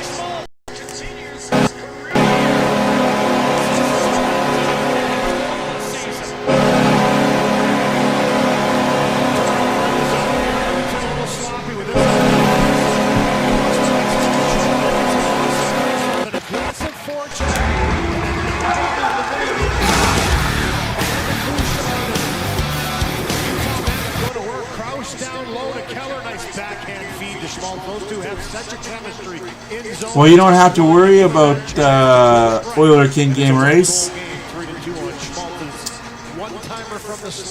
or the Kings game. Oilers Kings, yeah. Now here's the thing. The Mammoth are 19 Yeah, for sure, Lubo, for sure. when Nick Schmaltz scores. We'll see whether Edmonton accounts for another blemish tonight. Oilers still lead at 3-2. And we've got a penalty coming against Utah. So some of the momentum negated by the quick call here. I think Weegar's the guilty party, but Colson a little shaken up. But Nick Schmaltz has put Utah right back in this game. Edmonton power play on the other Didn't side. put them right back. It helped that there were 3 non-calls.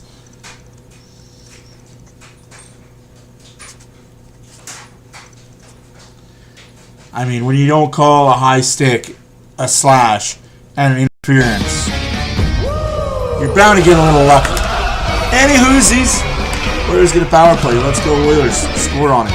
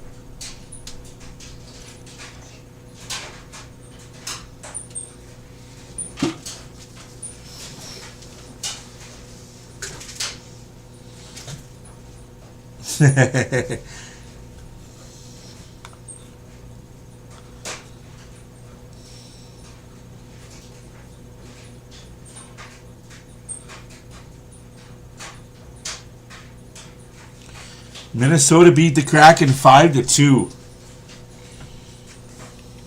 Mackenzie Weegar in the box, 2 minutes for a high-sticking, tough penalty to take right after the Mammoth made it in a one-goal game, and the goal by Schmaltz in the slot just gets the stick up right here in the corner on Vasily Podkolzin as it comes up and clips him. Good job by the top line of Edmonton to go right back on the attack in the offensive zone, draw the call. And already one power play goal in this game for Edmonton.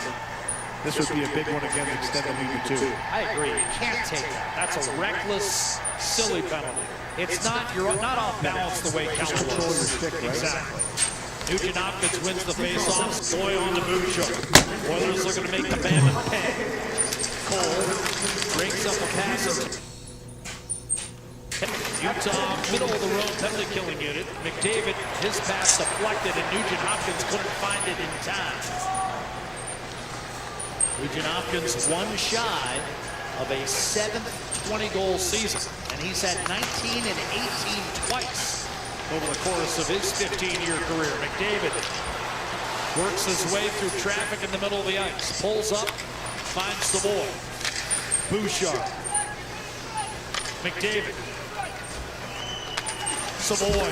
Backhands looking for Rossum in front. Cole turns and clears. This power play is not looking as good as the other one. Well, Connor McDavid isn't going to be able to go 1-on-4 like he did last time. This team's going to have to figure out how to score without McDavid going beast mode. Kerfoot knows this, and Bouchard does well to go lateral with it. McDavid to Nugent Hopkins, he fires at a save made. Carl Pamelka coming over for a clear, Nate Schmidt, and that'll chase Edmonton back. Still 45 seconds left on the man advantage, but the first unit changes out fairly quickly by their standards. But Colson, Henrique, Ekholm, and Kapanen have come on. Bouchard will be replaced by Wallman momentarily. Kapanen walking the line, backhands it in. It was tipped. Nate Schmidt up the right-hand side. Marino couldn't get it cleared, but Kerfoot, a good cross-seamer from Wallman to Ekholm.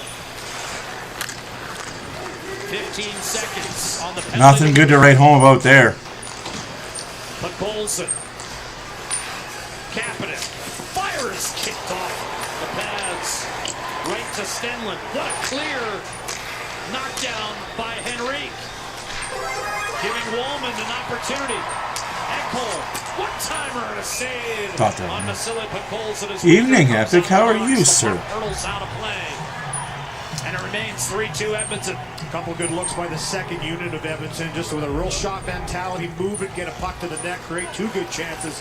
Here's the entry here. Bouchard kind of just buys some time, draws in the penalty cone. I mean, if that pass is on, it's just a little bit off, but if it was on, didn't leave that great chance by Ryan Nugent-Hopkins. McDavid would have been gone. So drawing everybody towards him, but here's a couple good looks here by the second unit, making quick passes, shot mentality, Podkolzin off the shoulder up. Yes, you did. That plays at the Utah whenever the penalty is killed for both teams. That plays. Getting some repairs. Basically singling extra life. We saw that kind of concern from a trainer. We saw a goaltender removed. And it ended up being Adam Henrique scoring against Chicago. This time, I think the trainer basically told Pamelka, you're going to have to live with it for the rest of the period. My old buddy. Yes. Tony Silva, my old fishing buddy. Took over for Stan Wilson. Stan's still a consultant, I believe. A consultant. I saw him last time we were here. Great to catch up with him. And yeah, he said, hey, put this one on, get back in there. Nurse a shot. Rammed off the post by Dickinson. Cooley able to one-hand it up to Gunther. Big hit, yes. Big hit by Doc. Jersey took exception, and then Doc wrapped up Jersey, but hadn't tagged back up. And now Doc is spoiling for a bout. I think Doc really wanted to go. I mean, he's been running around. It looks like Dickinson a little shaken up on the bench here looking. I don't know how many players are allowed to grab an Oiler player, not fight, and not get a penalty. Himself to the spot, but he spins on this one. Goes right off the bar. But as he did, you could see he kind of reached down. I mean, that's not a great sign. to me, looks like abdomen, something, maybe a little bit of a tweak. This line's had some jam. We're calling it the crash line because they're looking to take the body on everybody, and Doc has really been physical. They're looking at Dickinson, as you said. He's still on that bench. He hasn't left. That's a good sign. Doc gets held so he can't tag up. Play on, says referee. You can be held along the boards all you want. It's all good. We don't call those anymore. Sure, Jersey went right over after him in the corner. And looked like It'd be interesting if that happens in the playoffs, where a player is being held behind the play, can't join the rush, can't join. Doc, he's been running around trying to make himself a physical threat. It's good to see. Team scores. Well, going back to the loss of McBain and Hayton, I mean, Utah might not feel as insulated in that regard. Here's a loose puck available. McDavid, one-timer flubbed by at Bouchard. Krause. Broken stick by Bouchard. And he'll dump it in from center. Zone tried to center. That was deflected. Sergachev held the zone. Now Keller will step to it. Takes it down low against Ekholm. This line accounted for the 3-2 goal. Now Utah looking to tie it. Sergachev to Keller, stumbles, regains. Doc and Frederick are on him. A centering pass was tipped out of the zone. McDavid pursuing against Uyghur, who backhands it in. Bouchard up the boards. Kapanen drops for I know. He'll throw it around the glass. Nurse, his shot. It's almost like common sense isn't so common anymore. I feel like everybody has seen the reality and replaces it with their own. If you get that inside ditty, pretty damn good. 5.5 minutes left to go in the second period. Still 3-2 Edmonton. Controllers of their own destiny. Kapanen floats one in. Cole driving back. The Warhorse, 16 years in the league, 9 different teams, up to Kerfoot, across to Carcone, keeps himself on side. Backhands down low for Paterka. Tried to pick up the cycle, the puck, pinball to Yamamoto, his slap shot stopped by Jari, rebound clear. A little bit of a knuckle or two. Yamamoto did well to get that puck on net. Get out of the period, boys. Yamamoto takes it off the half wall, fell down. He's been buzzing tonight. Kerfoot. Against his former team, no surprise. Cole will shovel it down low. And in an elevated role. Last time, he was a fourth-line player. Now he's in the top 6. Gunther shakes free, hinges. One-timer score! Such a joke. And when it's going in, it's going in.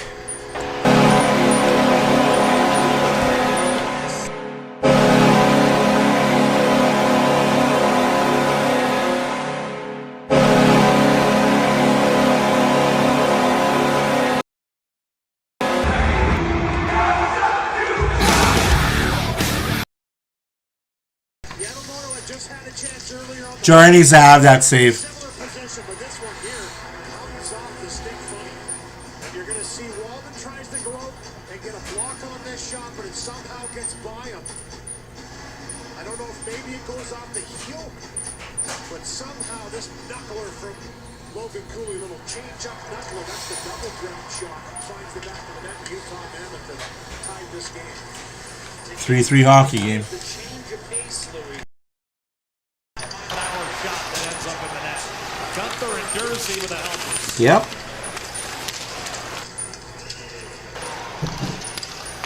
Logan Cooley's had an injury-shortened campaign, but he's still managed 23 goals in 49 games. That's why he got the big ticket. 8-year, $10 million extension. Nurse rifles one, tipped away from McDavid by Sergachev. McDavid catches up to it. Shot by Nurse. Scores! Puck calls in! 4-3 Edmonton! Let's go, boys! Frick, I hate that I cheer for this team sometimes. How can you be so freaking amazing, but yet be so freaking bad, and then somehow, some way do that? The Jekyll and Hyde of this team, 1 minute to the next, is ridiculous.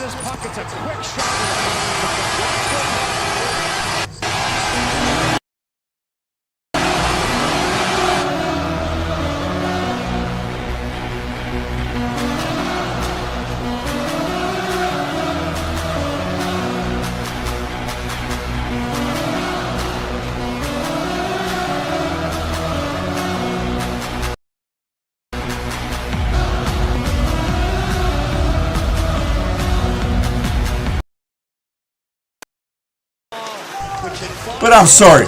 How? How can you be up? Let them come back, and then, okay, we'll flick the switch now. I get flicking the switch halfway through the year and be like, yeah, we can play hockey now. But in game. That's awesome. Oh, that's awesome. Hey, Nick, you got a new follower. By the way, if you guys don't know, Nick of the North has a really good YouTube channel.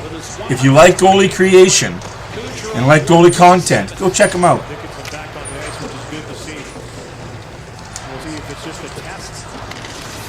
Like, I've never seen a team in all my life give you the highs of highs and the lows of lows in one game.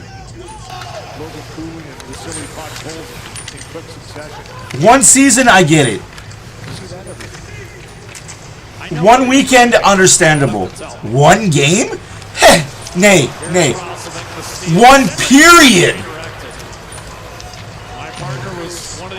This team, man.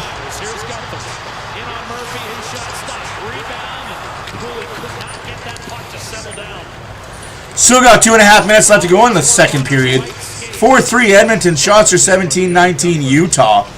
But holy jumping.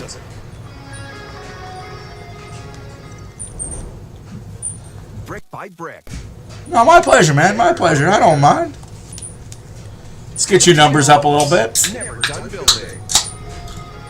38 goals for Dylan Gunther. He picks up this puck with speed, gets to the top of the circle, tries to pick that spot. Just a positional solid save by Jari out the tip of the blue paint. Blockers that one. So with Utah having all career years this year, you can bet your bottom dollar they're going to drop next season. +2 on the shot clock for the game.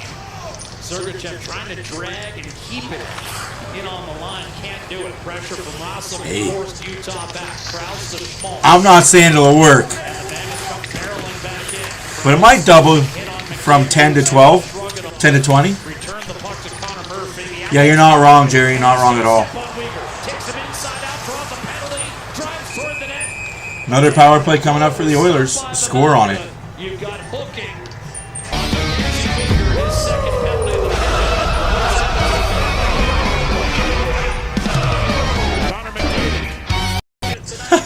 It won't end 5-3. Will it? Hey, it's still possible. It could still end up 5-3, man. Anything is possible. Anything is possible. All right. I've had my fun. Let's go, Nashville. Let's go, Nashville. When you're cheering for other fan bases. The jumper hot scare. It's definitely jumping. Oh, I can't wait to go to a game so I can get a better play La Bamba.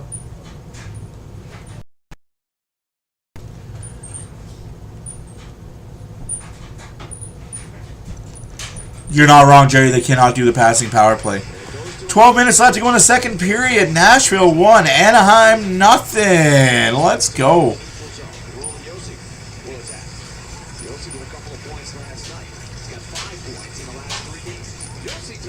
Score still nothing, Vancouver, Vegas.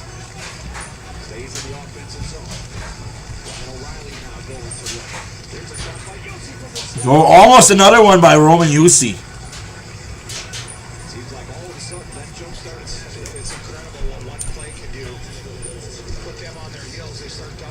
Yes.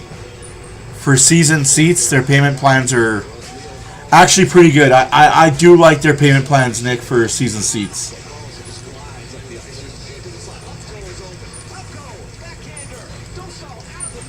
Dostal's playing again tonight? Not really what I would have done, but...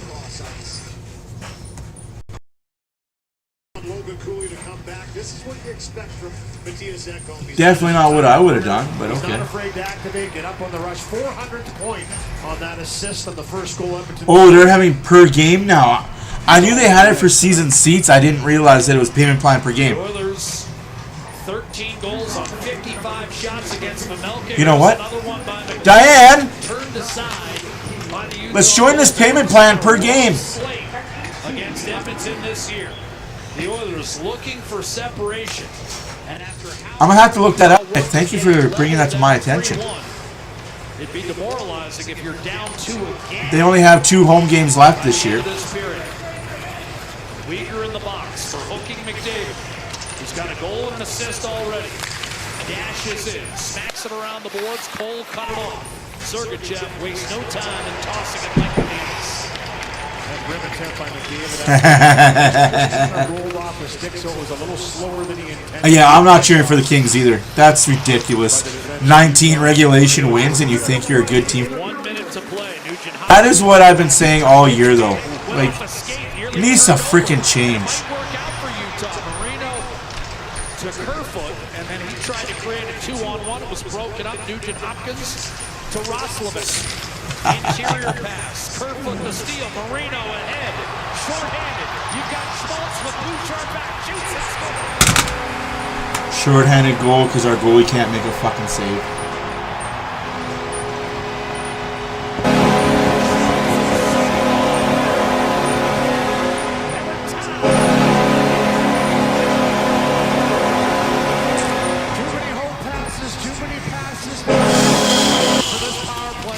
Just hasn't really been able to find that synergy. Because our goalie can't make a fucking save. Pass once again, Schmaltz walks in, finds that spot.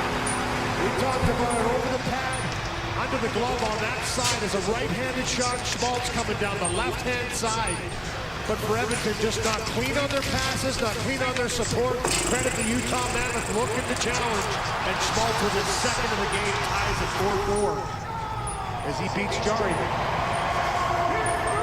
Utah's 8th short-handed goal. They're top 5 in the league. Sergachev off the run. Around and he had it, Louis. If he's able to finish there, this is still a short-handed situation. And the Mammoth only almost had 2 and 10 seconds. Here comes Henry. And Cole, ridden off the puck by Ian Cole. Kapanen tried to center. That was broken up. Lawson Krause. Being sure of a clear up the right-hand side. Stenlund won't get a shot on net. That's fucking embarrassing. I'm sorry, guys. That's embarrassing. If you're Jari, you need to make that save. Where the fuck else is he gonna go, Jari? Where the fuck else is he gonna go? He's got no one to pass to. That should not beat you from that far out. This second, they had the game in control, up 2 goals going in.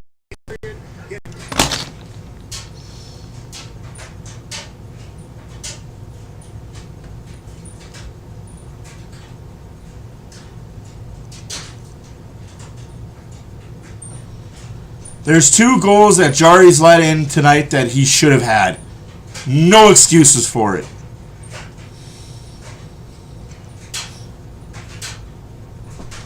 This Oiler team better buck up and show up in the 3rd period. Otherwise, you're going to be on the verge of being a 3rd place team in the Pacific.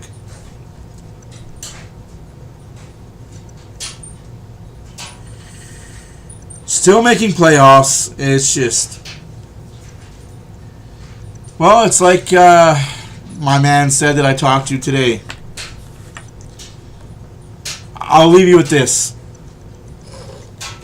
And you guys can get mad at me for saying it. I don't care.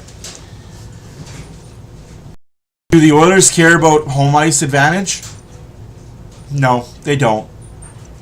Because if they cared about home ice advantage, I'll keep this very simple and very clean. Hyman would be playing right now. Draisaitl would be playing right now. Janmark would be playing right now. Let me just reiterate that thought. If the Oilers cared about home ice advantage in the playoffs, Janmark, Draisaitl, and Hyman would be playing right now. They don't care about home ice advantage.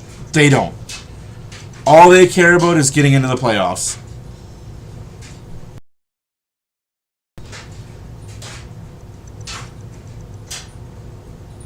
Take it for what it is. Like I said, if they cared, Hyman would be in, Draisaitl would be in, Janmark would be in. I'll leave you with that. My name's Matt, Oilers Fan Reaction. Tell all your friends. A little bit of tea.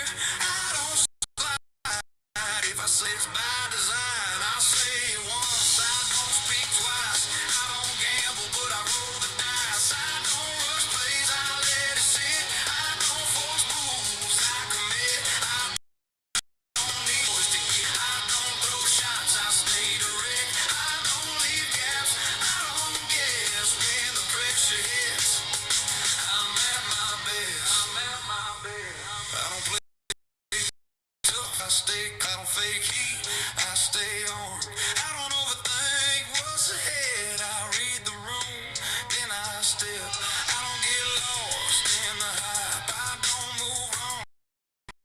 I don't chance, I stack them. I don't react even when I win. I say it once. I don't move fast, I move on time.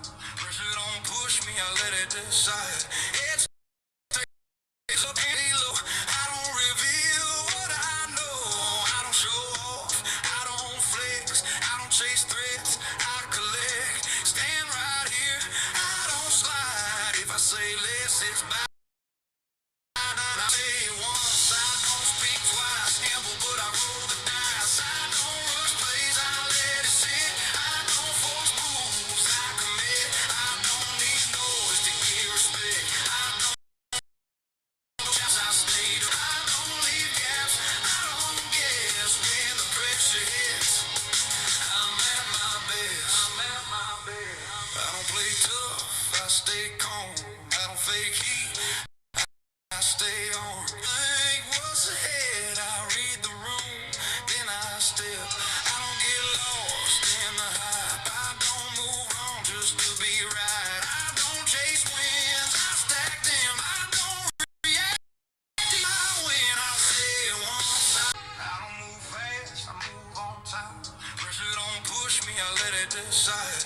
It stays up and stay low. I don't reveal what I know. I don't show, I don't chase threats, I collect. Stand right here, I don't slide. If I say less, it's by design. I say once, I don't speak twice. I don't gamble, but I roll the dice. I let it sit, I don't force moves to commit. I don't need noise to get respect. I don't throw shots, I stay direct. I don't leave gaps, I don't guess when the pressure hits. I'm at my best. I don't play tough, I stay calm. I don't fake heat, I stay on. I don't overthink what's ahead. I read the room, then I step. I don't get lost in the hype. I don't move on just to be right. I don't chase wins, I stack them. I don't react even when I win. I say it once. I don't move fast, I move on time. Pressure don't push me, I let it decide. Up and stay low. I don't reveal what I know. I don't show off, I don't flex. I don't chase threats, I collect. Stand right here. 50 goals, okay? Can I be honest, David? I don't believe a damn word or trust a damn word Craig Button says. That guy changes his opinion like I change my underwear. It's constant. 1 minute he's back praising how great the Oilers are. Like, dude, pick a side. We realize you were the last hope for the Calgary Flames way back in Never Ever Land. But just, I have no time for Craig Button and his... He was a failed GM, failed player, failed everything. But hey, TSN pays him, so good for them. Like, I would take, and this is not trying to be a dick, I would take Kevin Bieksa's opinion over Craig Button about the Edmonton Oilers.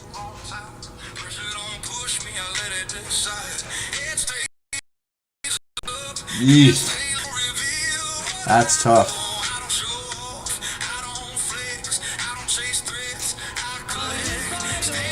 Oh, that game's at the intermission. 1-1, 2 minutes left to go in the second period for Vegas, Vancouver. 2-0 Nashville over Anaheim. 5 minutes left to go in that game. And that's on commercial break too. Mother prutters. It's on commercial breaks.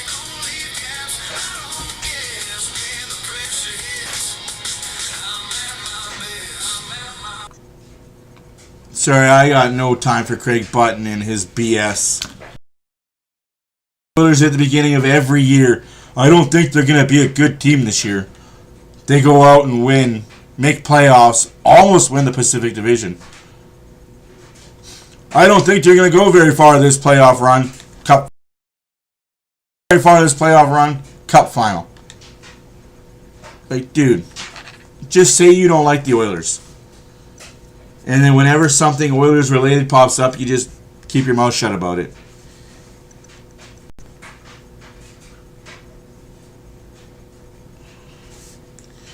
But Oilers find themselves tied 4-4. Despite outshooting Utah that period, 12-10.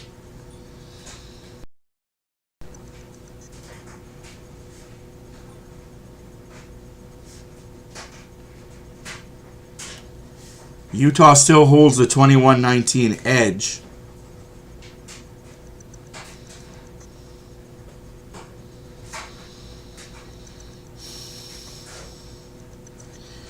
Cannot let a shorthanded goal in like that. Like, fuck.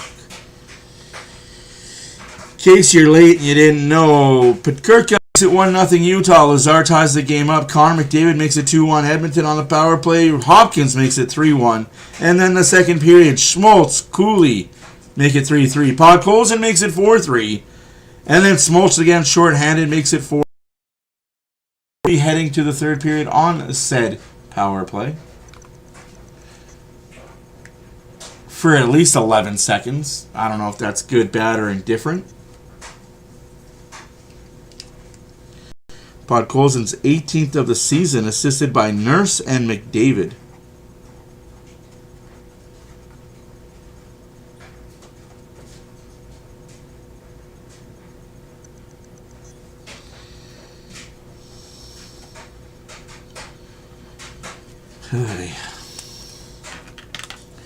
But yes, I said what I said. If the Oilers are really worried about home ice advantage, or they actually thought they'd miss the playoffs, Hyman would be playing. By the way, Hyman's not on the road trip. The Canucks game is going to mean nothing. Oilers are going to win this game. They're going to win tomorrow in San Jose, and it's over. They've made the playoffs. They solidified first in the division.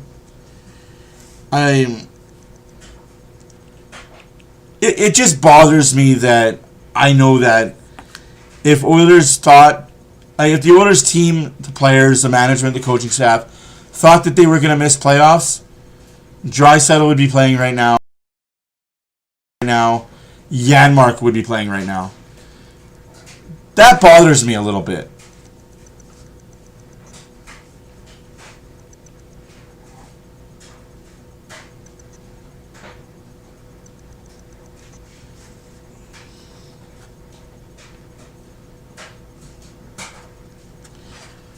But at the same time, it goes back to what I've said the last 2 or 3 years. This team doesn't care about the regular season. I don't like it. I don't understand it, but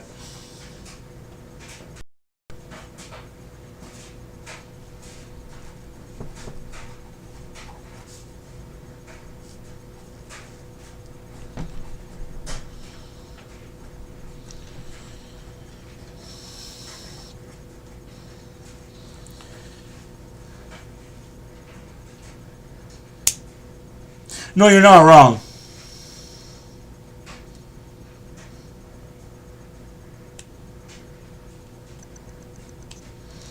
No, you're not wrong. You're completely true there, Nick. And we had home ice advantage. We never had home ice advantage at all throughout the playoffs until the finals. How'd that go for us? The only round we lost, we didn't have home ice. We had home ice advantage. So the Oilers don't care. They just care about making the playoffs. After that is, hey, we'll figure it out when we get there. Moscow in the 90-91 Super Series. Third period is about to start. Oilers 4, Utah 4. Including Pavel Bure played in that game, but big Pokemon guy, Jake Wallman. Pretty cool to see him opening up those. Well, no, yeah, and the whole Janmark thing is a mute point because I think Lazar plays. I think you have Lazar play over Janmark anyway. To be honest, I think Janmark has lost his spot. And there was some superstars that continue to. Boris Mironov was in there. Igor Kravchuk, a couple Edmonton Oilers. And they have tonight. It's just been physical last for say, or just whatever you want to call it. David's hoping his team could blossom here in the third period, as this game's been tied by I honestly think the Oilers are going to win this game. scoring 3 in the second period. We were talking, speaking of those years, that Edmonton, this is the most balanced team in terms of number of players scoring 15 goals or more since your rookie year, 91-92.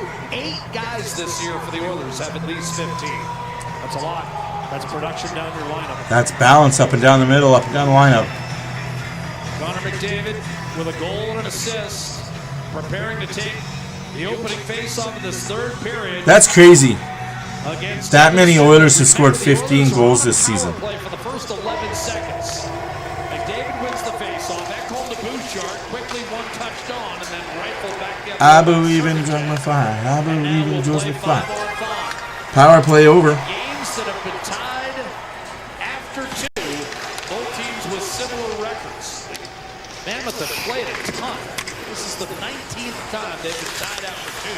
By comparison for the Oilers, only the 10th time in their 78 games. It's been tied after 2. Krause turned it over as he hit the Edmonton line. Nashville has a 2-0 lead on Anaheim. Vancouver giving Vegas all they want again.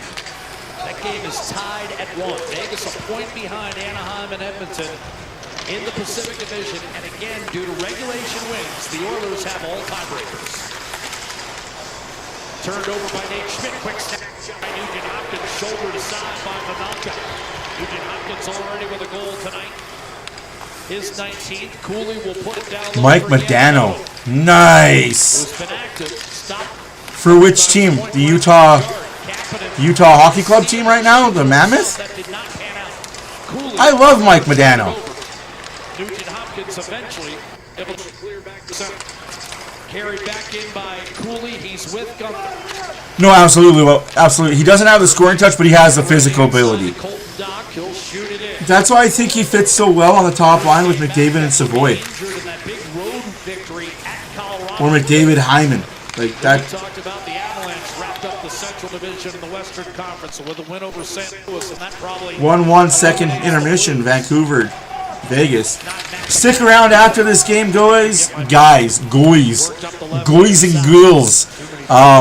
We're gonna have bonus coverage. We're definitely doing bonus coverage time. If there's time left in the Vegas Vancouver game, we're gonna go to that. If there's time left in the Nashville Anaheim game, we'll go to that. Scores! Colton Dach, 5-4 Oilers! The Dach attack! I don't have a Dach! Oh, boo! Boo!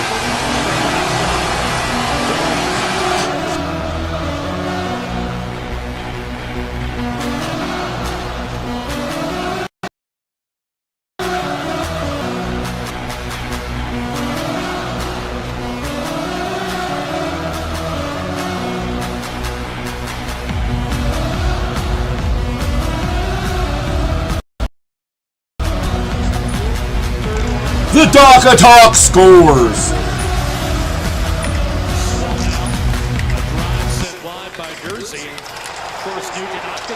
That could have been a penalty against Murphy. I'm working on it right now as we speak, my friends. You know how I do. Oh, man. Good Lord, get that puck out of there. I don't know. I know that Colton has been called Kirby, and Kirby undoubtedly has been Colton. No. Right? I've called Colton Dach Kirby Dach many a times. Just not to his face. I know. I'm falling apart back here. Working on it. That's what I like about him the most. He's really run around in this game. He's gotten under the skin of multiple Mammoth players, and he knows he has to play that way. But not Colton. Sorry, Colton. Great goal, and he gives this team the 5-4 lead in this third period. You knew they had to come out and have a little more jam. I think that's some jam right there, and it's a third-line goal.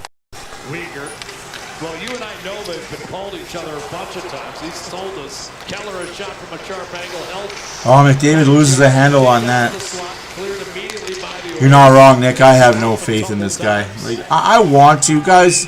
I really want to have faith in Jari. I really want Jari to succeed here. Kirby ended up being upset, chucked him down the stairs, and neither ended up going to an Oiler game when they were growing up. Yeah, two big boys. I just can't. I'm sure there was a few of those I can't. over the years. Did I leave my hat in the bedroom? Yes, I did. That's why I'm hatless right now, guys. Quick shot fired by Savoy. That was redirected into the corner. Grabbed by Sergachev, stolen by Savoy. On the counter, a centering pass flicked away by Lawson Krause. Solid defensive work by Krause, and now Weegar. So Utah trailing yet again. The Mammoth briefly led for all of 11 seconds in the first 2 minutes of the game. Since then, they've been chasing. Schmidt. McDavid stymies a potential dump in. Shoveled in by Kapanen. Once again, Pavelka's given up 5 head-to-head against Edmonton. Cooley forced that line. In shot sent over the net. Rebound. Gunther had it blocked. Marino a shot. But remember, Utah can score. Gunther trying to tuck it inside for Yamamoto, even though he had a clear path to Jari. Cooley. 19 goals in their last 3 wins for the Mammoth. Here's Gunther shooting high, glove side. He's trying to pick that top right corner, 2 in a row. Marino. Gunther one-timer blocked by Roslovic. Nugent Hopkins, power move and tosses it up to Kapanen. Now Roslovic overran the play a bit. Gunther cut off by Dickinson. Roslovic gives it back to Dickinson, and he'll shovel it in deep. Boy, a lot of energy expended by both clubs tonight. It's been a ton of pace, fairly physical, back and forth, an emotional game. A lot of swings. And this is the front end of a back-to-back for Edmonton. Nurse. Late start tonight. And a relatively early game tomorrow. 8 Mountain against San Jose. Paterka. In across the line. Oilers have beaten the Sharks 2 out of 3. An attempted clear. Anderson took a vicious hit from Tanev.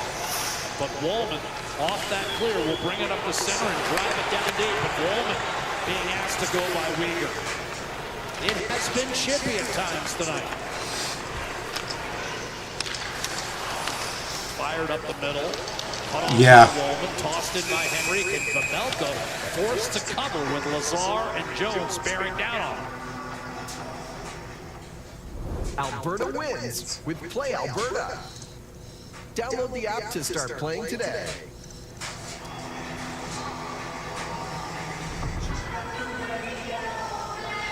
Well, there it is, Jack. We talked about the balance in scoring between these two teams, but especially Edmonton getting production from all 4 lines, which is just pretty impressive. And what you need to have success this time of the year, heading down the stretch into the playoffs, the playoff run, or playoff drive, as they call it.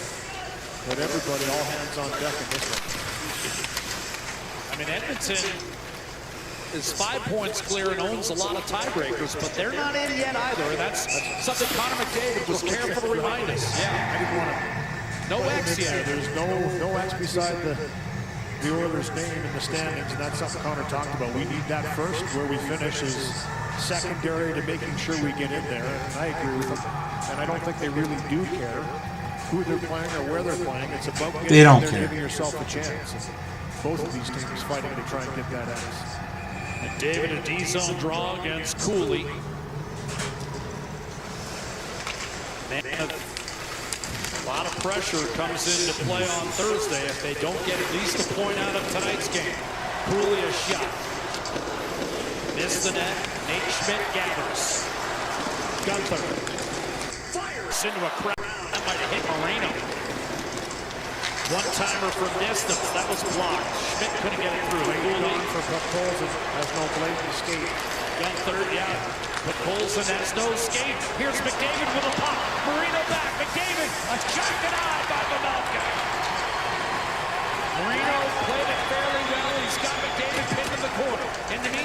So you're just going to hold McDavid. Just hold him. Yeah, you can hold him. Just going to hold McDavid in the corner. That's cool. Joke. Fucking joke. For Edmonton with 13 and a half to go. Back into the lineup for the first time after missing 12. Colton Dock, the go-ahead goal on Sportsnet. If people call good gossip juicy, and Simply Spiked lemonade is made with real fruit juice, why not? I'm sorry, but that's and embarrassing. tell us about your sister's boyfriend's personal trainer. Simply Spiked. It's getting juicy. Some days, all you want is an escape into sheets washed with Downy Gentle Soft and Fresh, with a subtle, delicate scent and softness. Downy breathes life into your laundry. Oilers Now with Bob Stauffer. All the hockey talk you crave, now at a new time. Catch the same great hockey insiders, special guests, and more. Weekdays from 4 to 6 p.m. Oilers Now with Bob Stauffer. Only on 880 CHED. Whether your country get-up is plaid, denim, leather, or lace, you're a closet listener or sing it out loud, proud and in your face. You're a country fan, and Kissin' Country is where you'll find your country. Kissin' Country. Good times and great country. The meat. Ooh, the veggies, the cheeses, and the $4.99. For a limited time, get a Subway 6-inch Black Forest ham or cold cut combo sub for only $4.99. The Ford, it's a event? The Ford, it's a big deal event. Right now, lease this F-150 for $237 bi-weekly. That's like $119 a week. Brad Harrison trying to convince the silly putt Colson that he thinks he's got to change this boot out because that might have broke the plastic casing that holds the blade right there. The blast from the one time you could hear the blade dangling into the corner. He knew it was gone. Didn't want to get up in case he might have to shuffle and try and block another one. A one-handed attempt. As McDavid goes up against Marino, challenging one-on-one. He puts him down afterwards. That was a pretty good look with a one-hand poke towards the net by McDavid, who's been attacking all night long. Curtis Lazar, a face-off against Alex Kerfoot. Edmonton has led 3-1, 4-3, and now 5-4. Sergachev to Dursey. To the corner, Peterka. He shot into traffic. Wide. Sergachev snaps it wide of the mark. Now Peterka. Wrapped up with Lazar. Nugent Hopkins under control. Finds Murphy. There you guys go. Soft flip, allowing Nugent Hopkins. No, he's Jersey. Tried to drag his way through Kapanen and did. Carcone got around Nurse to the net. Couldn't pull the trigger. Tried to drag it back in front. Then centered. Paying off. Stick, Kerfoot. Jersey. See, I do a lot of work behind the scenes to make sure everybody's happy. Oh, thank God he whipped on that. 12:30 left to go in the third period. 5-4 Edmonton. Shootout at the OK Corral in Utah. Makes me want to watch Wild Wild West a little bit more. Gotta find that movie somewhere. Anybody know where I can watch Wild Wild West? Is it Netflix, Disney Plus, Hulu, Prime? It's gotta be somewhere, right? Oh, Dursey took his eye off it. Misplayed that pass from Sergachev, and Utah has to vacate the zone. It's become its own identity. Who already has two. Keller left it at the point, no one home. Dursey was looking for a change. Remember, Utah's lost only one game this year when Schmaltz scores a goal. Well, he's got two. He's got 2 goals and they're going to lose. So I guess 1 is the magic number. Anderson fires it in. Let me straighten my head up. Not looking sideways. Season sweep of Utah for a second straight year. Colton Dock has the go-ahead goal. His line is on the ice. What a slash. Oh my goodness. Thank you, Renegade. Thank you, Paramount. Jari needed that save. It looked ugly, but he needed that save. Is Jari trying to wear the Mike Smith equipment? Drops it back down low. Did that leave the zone? It did. Jari is wearing Mike Smith equipment. You and I love the quick release of Dylan Gunn. Don't know how I feel about that. I mean, he was ready What? for this puck, waiting for it. you can see, it's not much of a windup. It's just the quickness you get into the net. That's a solid save by Jari to get across. It was Yamamoto with the entry, finds Gunther for that one time. Yeah, well, Loves to shoot it. I can't believe Will Smith's wife got passed around as much as she did while they were married. But hey, it's neither here nor there. You call it. It's been a quick game. Keller, quick shot, circuit. Don't slap me, Will. By Jari, who's come up with 2 big saves here in the last minute. Uyghur fires, redirected. Jari under control. We'll put it to rest. Make the score 3-0 Nashville after 2. Good God, Anaheim's in a downward spiral. I love to see it. Love to see it. Sergachev kind of eludes everybody coming down the left-hand side. The first Shari does need this win. He does. Good activation by the D. Maybe he should make a bit more saves. Blast coming wide from Uyghur. Rebound. A battle. Schmaltz staying with it. One-timer Krause and a block shot for Matthias Ekholm. So stolen from behind by Keller. Backhanded in front. Schmaltz to Krause. Tipped away by Jari and taken out. Ekholm needed to pass that out. Ekholm, that's all on you. If they would have scored there, that was on you. You gotta up that puck. Fuck. 10 minutes left to go in the third period. My heart is pumping faster than it has in a long time. It's almost like this is a must-win game. Now here comes Paterka trying to center. Broken up by Murphy. Stepping up across Dursey. This time he handles it. Paterka in the corner. Crowded by Nurse. Dursey gives it right back to him. Henrique on Paterka. Cross seamer. Cole. Dursey shot blocked. Rebound. Paterka. One hands it over to Carcone. Tried to tuck it out in front a second time. Nurse stymied him. Carcone a third time. Up top for Dursey. Paterka. Cross ice picked off. Connor Murphy. Calmly off the boards to Mac Jones. Oh, Nick. Worked in by Adam Henrique. Line change coming for both clubs. Would he, though? Or would he now be known as John Wick? Although that Matrix did propel him to be John Wick. I just don't think Neo would have worked for Will Smith. Madison scored all year. Clayton Keller. Tanev taken out in front. A drive. That was blocked. Broken stick. Jari covering up at the far post. Keller. 5 on 4.5 here. Marino. Because Peering inside. who Up top, Keller. who did Fishburne play in that movie? Shot tip. Save. Jari.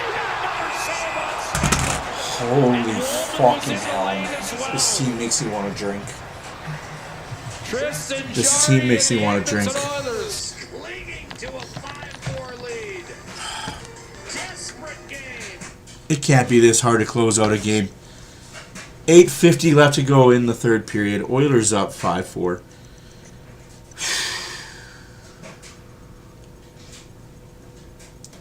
It can't be this hard to close out a game. Yeah, don't forget about Constant. Absolutely. Absolutely. I like what Keanu did with his career after The Matrix. But you're right, without The Matrix, where does he go? Does he stick doing slapstick comedy? Is he stuck being Brandon Fraser? Thank you, Morpheus. So who plays Morpheus? If you've got Will Smith playing Neo, who plays Morpheus?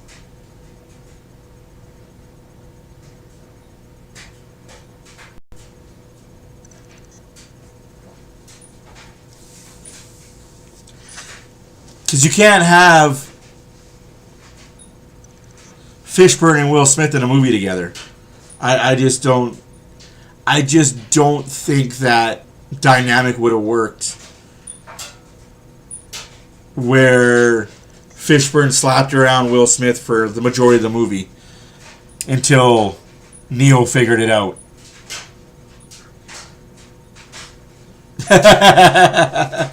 I'm just saying, right? Like I don't see Will Smith playing that type of character. where he gets slapped around most of the movie. Look at I Am Legend. Like, Samuel, fair. But again, I just don't see Will Smith getting slapped around by another black man. He does the slapping. Oh. Why can't we just be comfortable with Jari and net?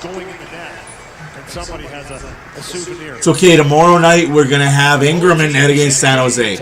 Like I said, Oilers win tonight, and they win tomorrow. That's 4 points clear of Anaheim. That's first in the Pacific Division, as far as I'm concerned. You're not wrong, Renegade. Not wrong. It's just some interesting things to talk about, eh?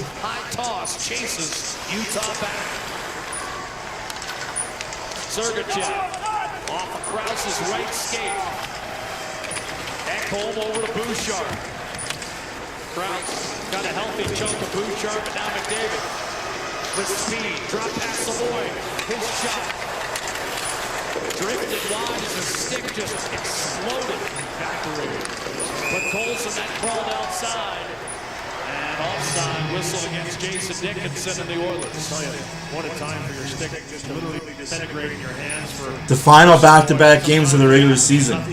I don't know what playoffs are going to hold, but back-to-back in the playoffs isn't unheard of. just it melted. It melted in his head. He's looking at this one. This one's better.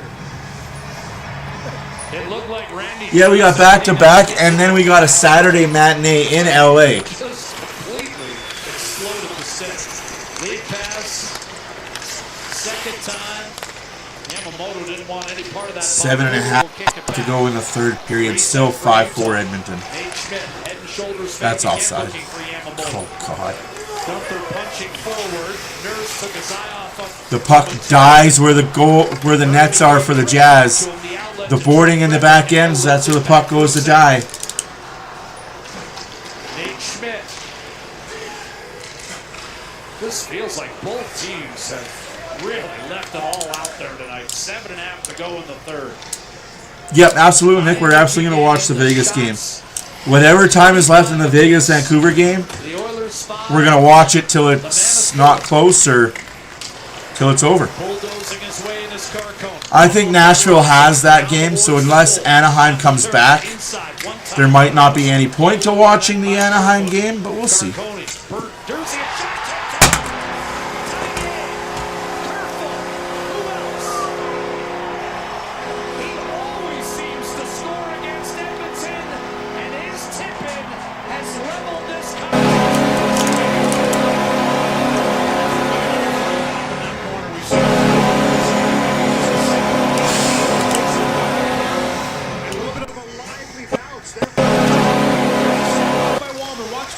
That pass right there, I mean, should be D to D, but it gets away from Emerson because it's further away.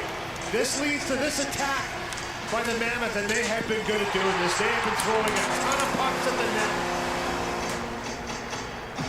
And Kerfoot in front just gets a piece of this puck. I mean, Carconi back to the blue line, the one-timer. 5-5. Like I said, Jari just... Oilers and Jari, they don't mix, man.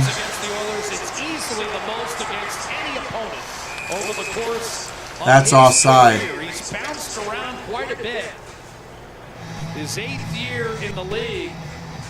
He's been elevated up too, with Hayden being out of the lineup. Hurt against Edmonton 2 weeks ago. He's had to jump up. The one thing Kerfoot does well, for a guy that's not that big, guess where? Come on, though, Emerson, you got to win that net front battle. He's got terrific hands. Dursey, quick release, redirection in front. Pretty hard for a goaltender to stop that one. 5-all. And the Oilers have seen 3 separate leads evaporate. 3-1, 4-3, and 5-4. But it's still a tie game. Hanging in the balance. 7 minutes to play. This is icing against Edmonton. 3-0 now, Nashville over Anaheim. In case you're wondering about the Pacific Division co-leader. Vegas 1 point behind entering tonight. Taking on Vancouver. Renegade, if Either goalie goes down, Picard comes up. So I'm not worried about that. That was a tough one. 1-1 with about 14 minutes to go in that. I still say Picard starting in playoffs regardless on who's here, Ingram or Jari. Regardless, I think Picard should be in Edmonton. Homegrown #1 pizza. Hunger happens. Order on game day. Pizza Just my 2 cents. The official pizza of the Edmonton Oilers. 24 goals now for Utah in its last 4 games. They can score. Their last loss, they scored 4 goals, but they gave up 7. Sergachev on to Keller. Pulls up. Crosses. Sergachev to the net. Kicked aside by Jari. Rebound Keller. Threw it across, and Sergachev will have to recover. Back in his own end as we go inside. 6 minutes to play. McDavid's line changes. Dickinson, Frederick, and Doc. Oh, a steal! Blast and a save! Sergachev with an unbelievable turnover! And Pavelka stopped Dickinson. Shot by Gunther and a save made by Jari. Another shot tipped wide. Schmidt had it deflected. Doc picks up the rebound. I mean, that was an unfathomable turnover. Oh, up the middle. Marino on his backhanded shot along the ice. And a tricky save made by Jari. A lot of pucks available at both ends of the ice. I mean, this is why you watch the NHL. I know it's not a Picasso partner. Don't feel the same way. I know, but the entertainment value is off the charts. Garconi off the shoulder of Paterka, rifled in by Kerfoot. I mean, when was the last time in this period that Edmonton had sustained pressure in the offensive zone? They have been on their heels ever since making it 5-4 on Holt Doc's goal. Utah Mammoth have been... It's a high stake. You had to jump to get it. Shut up. You had to jump to get to it. Puck played with a high stick. I get what you're saying, Nick. I understand, but But it's been nothing if not entertaining. that's what defense happens, man. It's in my wheelhouse. But I'm stopped and the game is tied. That's what happens when you lose the majority of your good defensemen. Oh, I love Danhausen. I hate that he can't wrestle, but he's full value for what WWE are doing. He's full value. I know there's fans out there that don't like the fact that he's not wrestling and they're paying him a lot of money not to wrestle, but he sells t-shirts. He can't wrestle. We just got to get over the fact he can't wrestle. I am not cursed. You are cursed. But yes. Oh, man, this other team, man. I don't know. I don't know what to think of this other team. They're not as bad as some numbers suggest, but they're not as good as others suggest either. I think this just shows how important Ceci and Kulak were to this team. I think they got to go out and try and get Ceci back. I'm not even kidding when I say that. If he's willing to come back, get a sweetheart deal, I think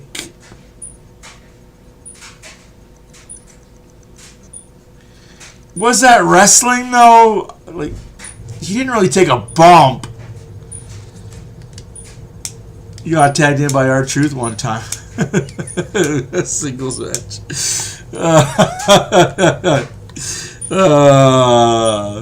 It's true. It's true he did. You're going to see Murphy here on Tanev just eliminate him off the cycle. Going to play a puck. Man, I hope so, but I'm just worried about that injury that he has, right? That's kept him out of wrestling as an active wrestler. 4.5 left in regulation. Coach's nightmare, fans delight. And the Delta Center highly entertained by this one.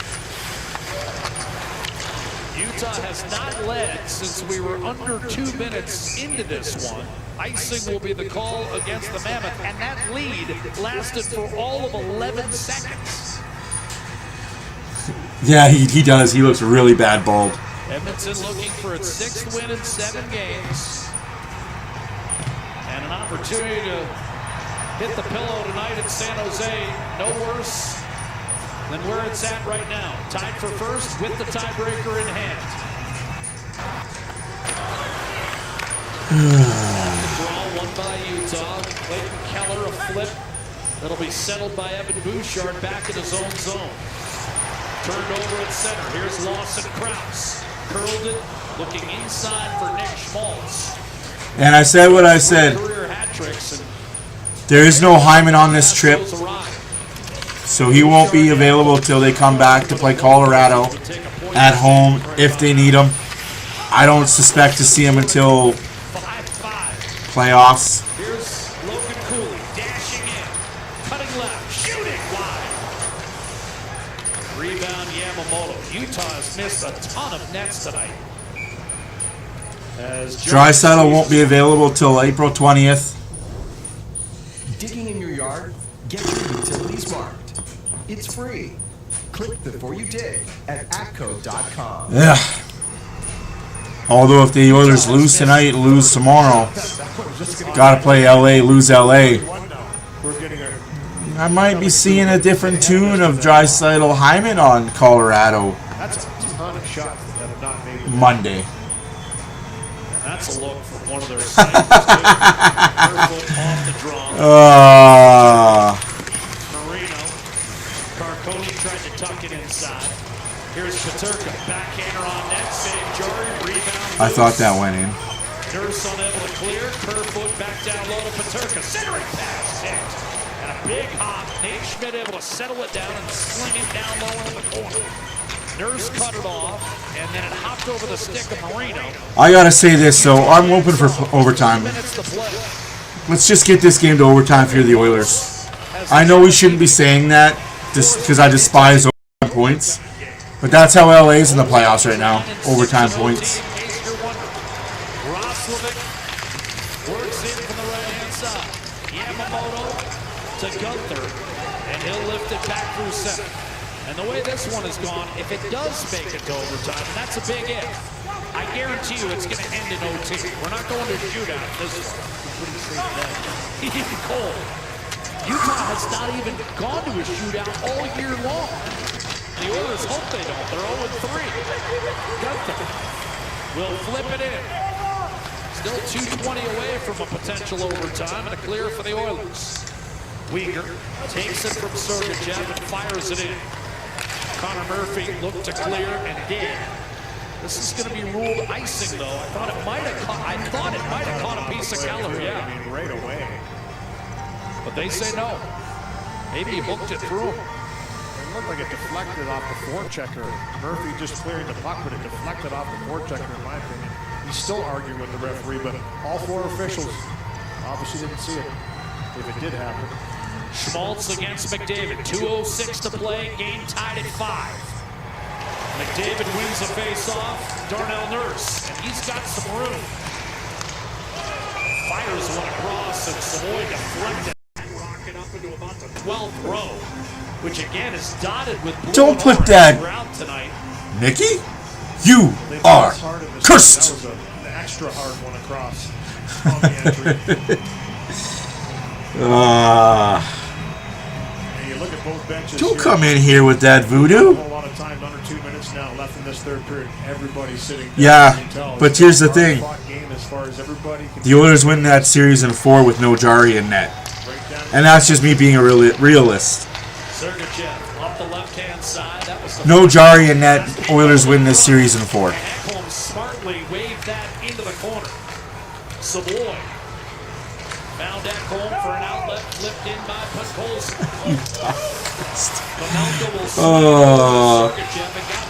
I have way too much fun with you guys. Murphy swiftly across. Nurse. It's my fault. I forgot my hat upstairs in the bedroom. Oh, that would have been pretty for Doc to get his 2nd goal of the game. Immediately clears for Utah. Peterka hit across the line. His shot wide. Utah again not hitting the net. Marino Back down low. Nurse busting up the cycle. 1 minute to play in regulation. 1 minute remaining in the third period. 1 minute remaining in the third period. 5-5 Utah Edmonton. Shots are 30-27 for Utah. Your goal scorers: Peterka, Lazar, McDavid, Hopkins, Smoltz, Cooley, Smoltz, Doc, Kerfoot. Tipped away by Cooley. Sergachev, 40 seconds to go. Here comes Gunther. I disagree. I think Utah will be an easy. That's just my opinion. Hopkins went off the boards and out. Sergachev, a dreadful turnover, almost cost his club. Now a lead pass to Cooley. Did not handle it initially. Got it back on his stick. 15 seconds. Cole. Sergachev. Krause in front. Picked off by McDavid. And here comes Edmonton. McDavid. Kapanen. To the corner. McDavid slithers through one. Trying to center. Krause made sure to get back and cover up his mistake. Going to overtime. Hey, Oilers get that point. Tied at 5 through 60 of the more entertaining minutes that you'll watch in one locale this season. Crowd loves it. Shots 30-27 Mammoth, and now both teams 9 and 6 overtime will duel 3-on-3. This is a heads-up play by Darnell Nurse. This quick little shot right into Dickinson after he got to the corner, put it back to the blue line, presents that stick. That's a great left pad save by Pavelka on a redirection.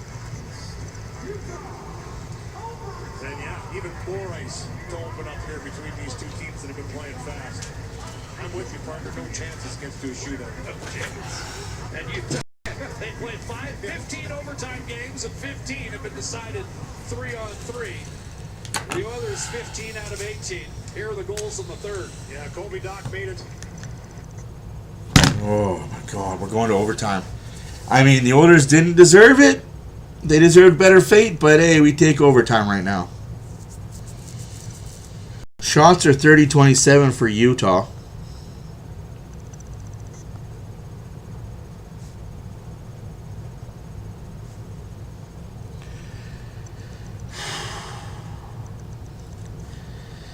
Man, Jari, you need to play better.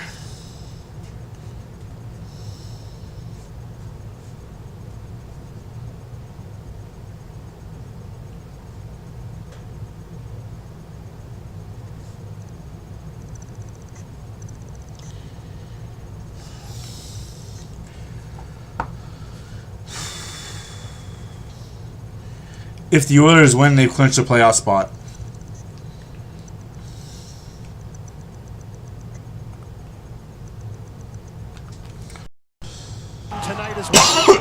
If the Oilers win, they'll have 89, which would be damn near impossible for LA to catch them. Decide this 3-on-3.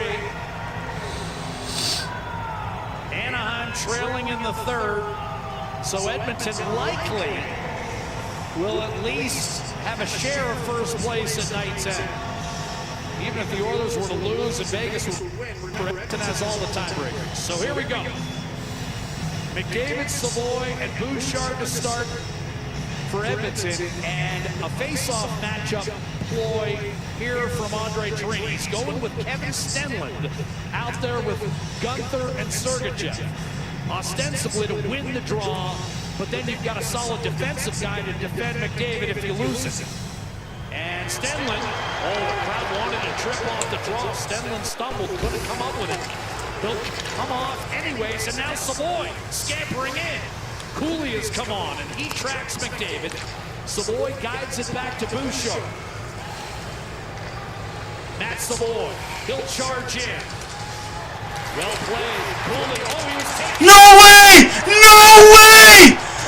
No way you call that in overtime! A chance to win it in overtime. At possession, this puck just bobbling as Cooley makes that quick little spin to the left. No way. No way you call that in overtime. There's no way you call a player tripping on his own feet. There's no way you call that in overtime. Third for the Utah Mammoth.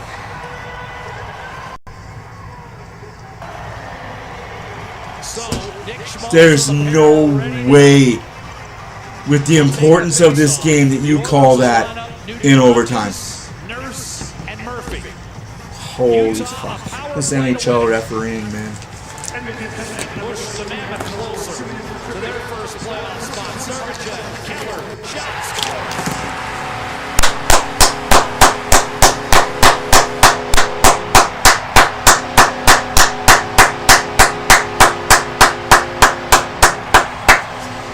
You can't beat the refs. You can't beat the refs. Come at me for saying it. You can't beat the refs.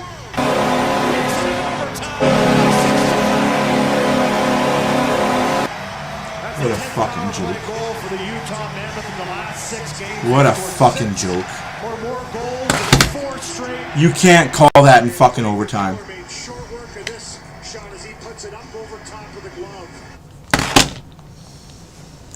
You can't call that in fucking overtime.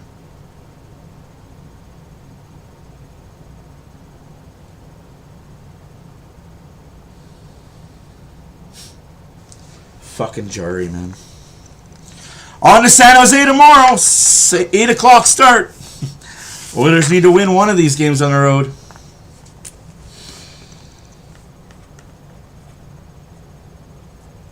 Hey, they got that loser point. LA survives by them.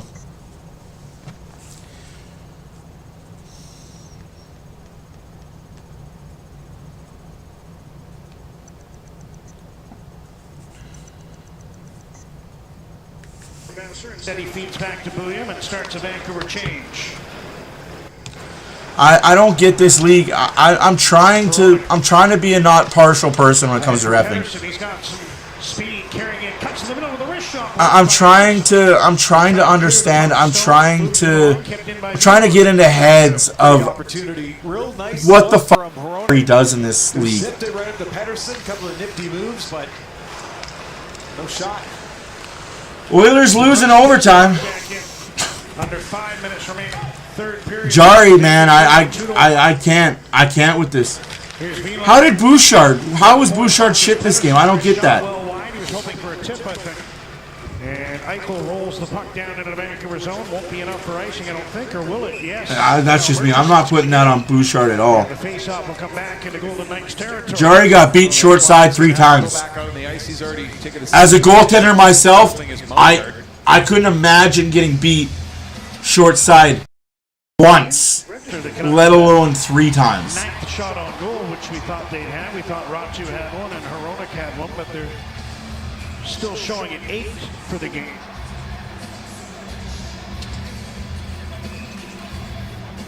Rossi will take this face off after the icing as Vegas mills about and buys a little extra time here.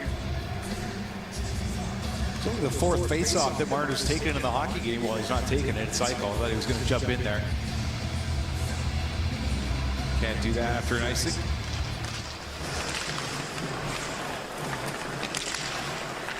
Marner takes a pass from Stone, and he'll backhand the puck in, allow Vegas to make the change. He was also the last man back, Kimo. Navigated that. He was the only man back and forced the shooter to shoot the shot. That's on Jari. I'm sorry, that's on Jari. Oh, that knocked the blade right out of Besser's skate. He's going to struggle to the bench as Theodore dumps the puck around. Keller got the goal. Power play on a bullshit call. Dorothea. Like, you don't call that throughout the entirety of the fucking game. At all, you don't call that. Well, we're going to call it in overtime. That's a call there. That's a pathetic fucking call by a pathetic fucking refereeing system. Yeah, when he went down, the first thing he tried to do was pick up his blade and take it to the bench with him, and it's tough with the hockey gloves to pick up that. That's a fucking joke of a call.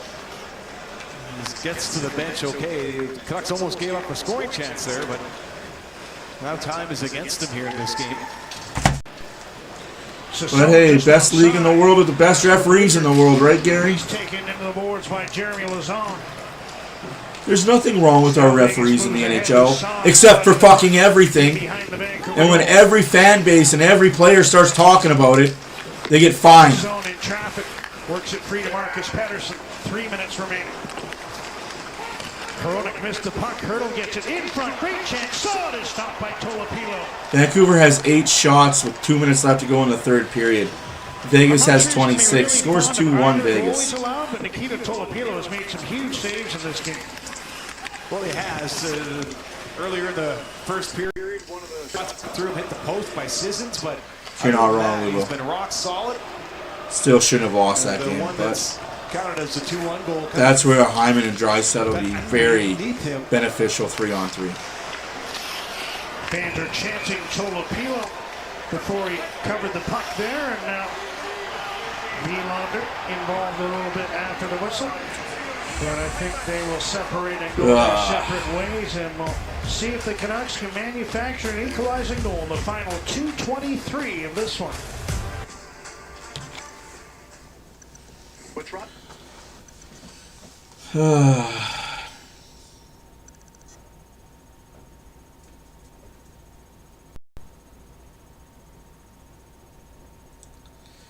I don't understand how a league that is supposed to be the best league in the world continues to employ the worst officials.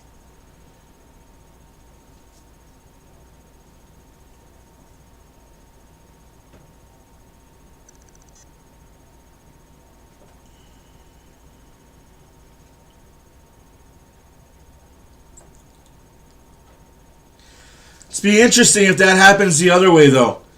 If it's Keller or Kerfoot or Gunther tripping Ekholm or Bouchard in the back end like that, if that gets called over a guy that falls. Aw, I'm sad to hear that. Like I said, I'd be interested to see if it was the other way around. It's okay, Nick. You can stop hating Florida. They're no longer relevant and won't be relevant for a long time. You guys can tell me, oh, it's because of injuries. That's bullshit. Bullshit because of injuries. It's because they can't cheat the cap anymore. And I don't care. You come at me. Oh, it's not cheating if every team can do it. Cheating is cheating. Cap circumventing is cap circumventing. Ugh, this fucking Oilers team, man.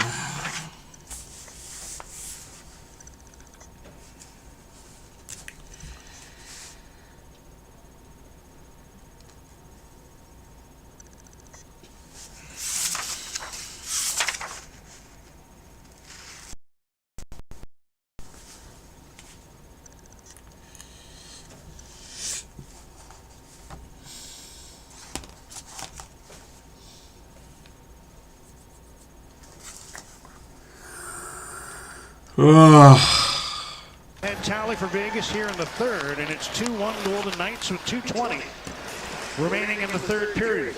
Canucks have numbers here. Vegas got trapped a bit. Hronek's in with a wrist shot. He missed the net. What are you doing? Springer rushed the other way. Stone checked by Bluger. What a fucking joke. That right there is a problem with the Vancouver Canucks. 3-on-1, you're Hronek. You got 2 forwards up in the line with you. Hey, defenseman, pass the puck to your forwards. Quick on-man rush after a face-off by Rocky. Yeah, it was tradition for Vegas. Canucks got up ice, but Hronek just missed his mark. 7 assists in the last 7 games for him. Leads the Canucks with 38 helpers.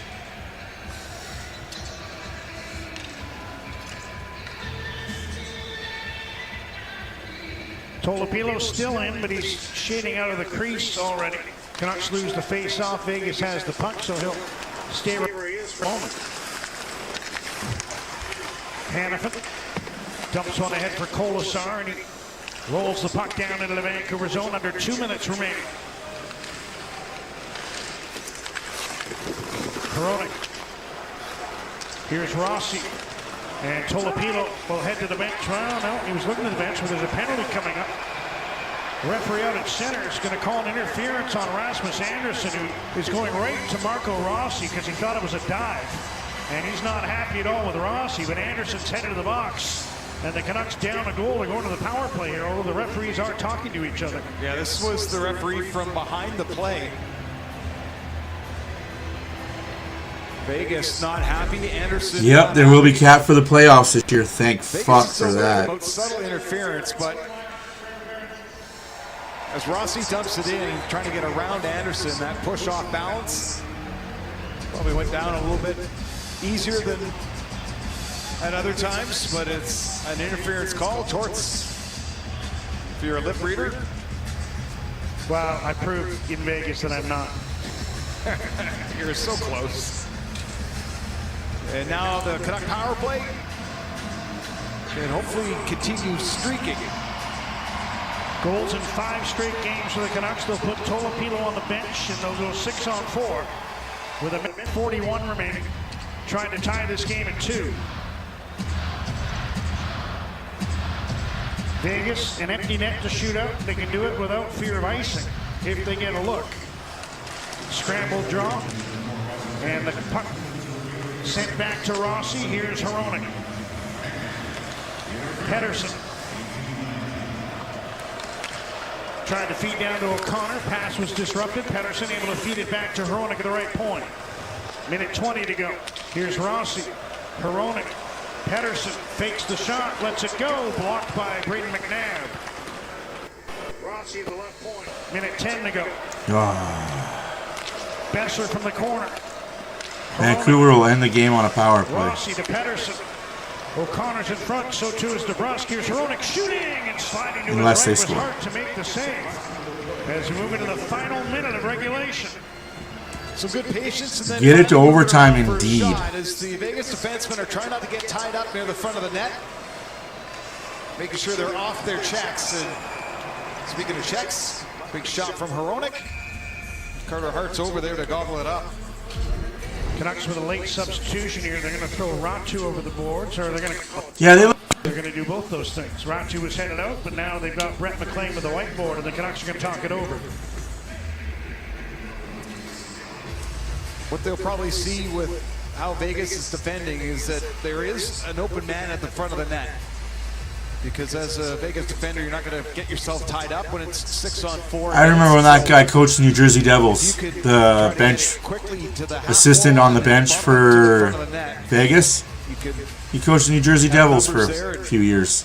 See if you can get one past Carter Hart, who's made some real nice saves here in this third period. Ranger coach and Devil coaching. You have a good night. Thank you for stopping by and saying hi. Most recent one, going from left to Thanks for ruining my night with the Utah win. Timeout done. And they're going to put O'Connor on the bench and replace him with Ratu, who will likely be tasked with taking the face-off. Hasn't been his best night. He's 7 for 16 is on Ratu, but he's won 4 of his last 5, and he came into the day as the second face-off man in the NHL behind Claude Giroux. He'll take this one against Nick Dowd to the right of Carter Hart. 6 attackers for the Canucks. They're 6-on-4. Ratu wins it right onto the stick of Hronek. Here's Besser. Hronek. Wrist shot deflected just wide. It came off the stick of Nick Dowd. Ratu knocked down behind the net. Dowd fighting for the puck. Canucks keep it in. Hronek across to Marco Rossi. Back for Hronek. Had to skate to the puck, but he's got it over to Besser. Brock Besser shoots, and that's off the stick of Lauzon. And out of play, Jeremy Lauzon needs a new stick as his is broken in half. Well, it starts with a face-off, and Ratu won it so cleanly that Hronek had to move over to the side to keep it in. Here's the shot that hits the middle of the shaft there for Lauzon. Ratu at the front of the net. Carter Hart was down, and the shoulders were down too. There was room upstairs. Eichel out now to take the draw against Ratu. 33 seconds left. Canucks down a goal. They're on the power play, net empty, 6-on-4. Ratu wins another one, back to Hronek. Here's Rossi. Elias Pettersson out of the corner. Now spun through the crease by Ratu as he took that goal line feed from Pettersson. Hronek moves to the middle. Shoots, knocked down, rebound to Brush. Couldn't get it past Hart. Carter Hart able to hold his ground in the crease, make the save, and cover the puck. Another face-off win from Ratu. He's at the front of the net as well. And Oh no, that's not good. through by I'm glad it made your night. Hey, Bodies are there. Both teams are playoff bound. We might see each other in round 1. If we do, I don't like the Utah Mammoth chances, but that's just me. They don't play playoff overtime 3-on-3. Ah, don't be sorry. It's all good. It's just a hockey game. It's not like I bet my house on the game or anything. Diane, we gotta move. I bet the house on the game. Ratu trying to drag the puck in front. Hart grabbed it and covered it. Ratu was buried by McNabb. We no longer own the house. We bet the house on it. To go in this one. Ratu's been doing his job on the face-off down. I just don't have faith in Jari, and I want so badly for the Jari experiment to be done. My best hope right now, and I know this is asking a lot, Jari gets told to stay in Bakersfield for the rest of the year. Hey Jari, we no longer need your services. You're staying in Bakersfield. When we go through the San Jose LA, you're staying in Bakersfield. Picard, we're calling you up. We're done with it. Scramble draw. Vegas gets the puck. Lozon's going to just eat it along the boards, and that's going to do it. As the Vegas Golden Knights win 2-1. Are now tied with the Anaheim Ducks and Oilers. First 4 games with a franchise. Rasmus Anderson not pleased. Shut up, Rasmus. Like, you are the biggest fucking Goomba in all of NHL. 5-0 Nashville over the Ducks right now. 4 minutes left to go in the third period. Anaheim is on a 2-minute power play. Wow. More bonus coverage for y'alls. Well, I would do it if they needed to, but they got to try to kill this one off, finish this game off for your goaltender, put themselves in a tough situation here. 5-on-3 for 1:26 still left on the Arninen penalty. 5-on-3 for a minute and 26 seconds. Still in the crease for the ball. Carlson interchanging with the foul grant. Opened up. John Carlson misplayed the pass. Don't be sorry, bud. Don't be sorry. Thanks for stopping by and saying hi now. Greatly appreciate you. Sends it down. Hey, it happens. Life happens, man. I don't mind. Life happens. Let's update the stinking board.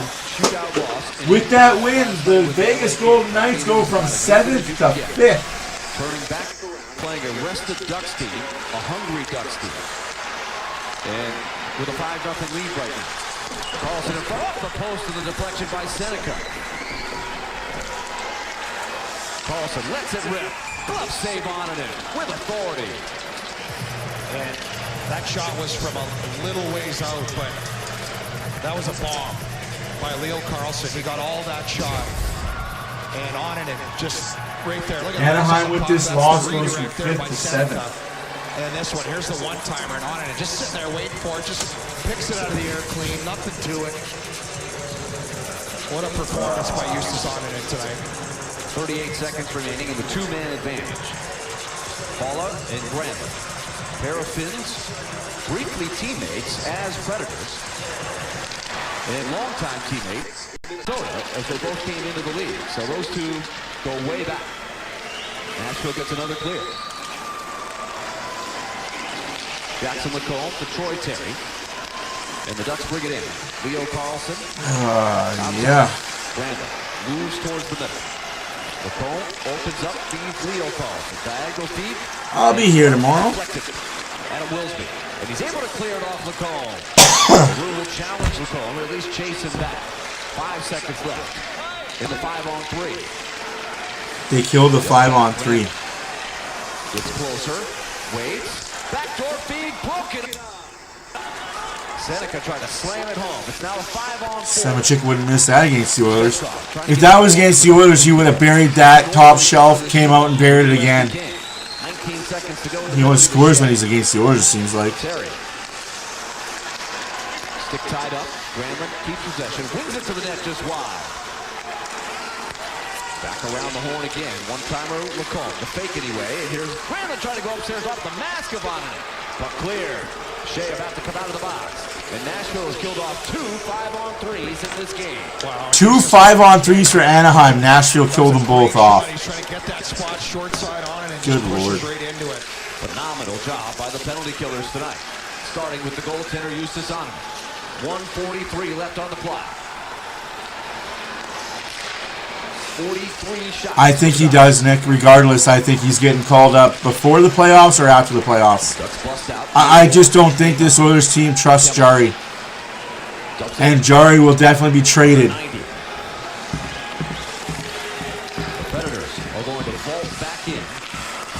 Calgary's been eliminated. This novel that started back in October has had. Well, I guess the Oilers got to win against San Jose and win against LA, and they've clinched a playoff spot. Put an X by their name. All it took is 4 points. Final minute. Barron finding Wood. Evangelista sends it around the board. 50 seconds left. Evangelista's shot. 48 seconds left to go in the Ducks-Nashville game. 5-0 Nashville. Shots are 25 for Nashville. 43 for Anaheim. 43 shots, no goals. Good Lord, Saros is putting in the work. Honing in and trying to get back up to the top of the Pacific. Well, you can see everything that was advertised for the Ducks. Good offensive skill, good young team. They create a lot of offense. They give up a lot. The goaltending hasn't been great lately. That was the difference in this hockey game, the goaltending. That's why I'm not worried about Anaheim when it comes to playoffs. They'll score a lot, but they're going to give up a lot. And DeStahl is not a playoff goalie. Zaffoldy, he does. Good hustle there by O'Reilly. Out top. That shot off the end board. 24 seconds to go. Puck cleared. Icing on Nashville. Icing. Ref, just let it play on. Like, you're just... Go back to the hotel tonight, then hop a plane to Salt Lake City and take on a Mammoth squad that has been scoring huge amounts of goals. They beat the Oilers tonight by a score of 6-5 in overtime. The Golden Knights of Vegas beat the Vancouver Canucks 2-1. So suddenly, John Tortorella and the Golden Knights are going to be in first place in the Pacific. No, they're not, you dumb fuck. No, they're not going to be first place. So looking to clear. They do. Like, if you don't know what you're talking about, pull your head out of your ass. Icing whistled with 7.1. I think, does Edmonton have the... Will they be tied there? Edmonton has the tiebreaker, I think. And I think that'll be... So Edmonton with 88, Vegas with 88. You're right. They do have the tiebreaker. Oh, yeah, you're right there, bud. Thank you there, Bob. Thank you for clarifying my dumbass comment. Right there with 87. But they had that spot, and that's the thing now, 0-5-1. It's not looking good for Anaheim, and that division is up for grabs. 2 seconds left on the clock. Anaheim's done. The final seconds, and it is a shutout for Justus Onanen. Sorry, it was Justus Onanen. Not even Saros. It was Onanen that was in that. Good on the kid. The Ducks 5-0. And Justus Onanen had to earn that shutout. I mean, you could see the guys at the end on that 5-on-3 in the last minute of the game. They wanted to get it. I didn't want to say anything of all the tradition and all that kind of... All right, I got to read that stat. I'm sorry, I got to read that stat, guys. 43 save shutout tonight. Third career shutout. First with Nashville. Ends Nashville's shutout drought at 121 games. You are telling me that you had goalies, Ingram, Saros, Askarov, for 120 games and you haven't gotten a shutout in 120 games? Holy China, Nashville's defense is bad. I mean, it's one game. Kid's not a stud. It's one game. We thought Jari was a stud too when he came over here, right? No, we didn't. Anywhoosies, thanks for stopping by and saying hi. Thanks for staying for the extracurricular. We will be back tomorrow night when the Edmonton Oilers are in San Jose to take on the Sharks. Oh, that game is at 8 p.m. Then I will see you guys again Saturday at 2 when the Oilers are in LA to take on the Kings. And then on Monday, the Oilers host Colorado. Wednesday is the season finale, the home finale, the fan appreciation night. Thursday. Canucks Oilers Thursday night, 7 p.m. I'll see you guys for all of them. My name's Matt, Oilers Fan Reaction. You have a good night. See you tomorrow. Doses.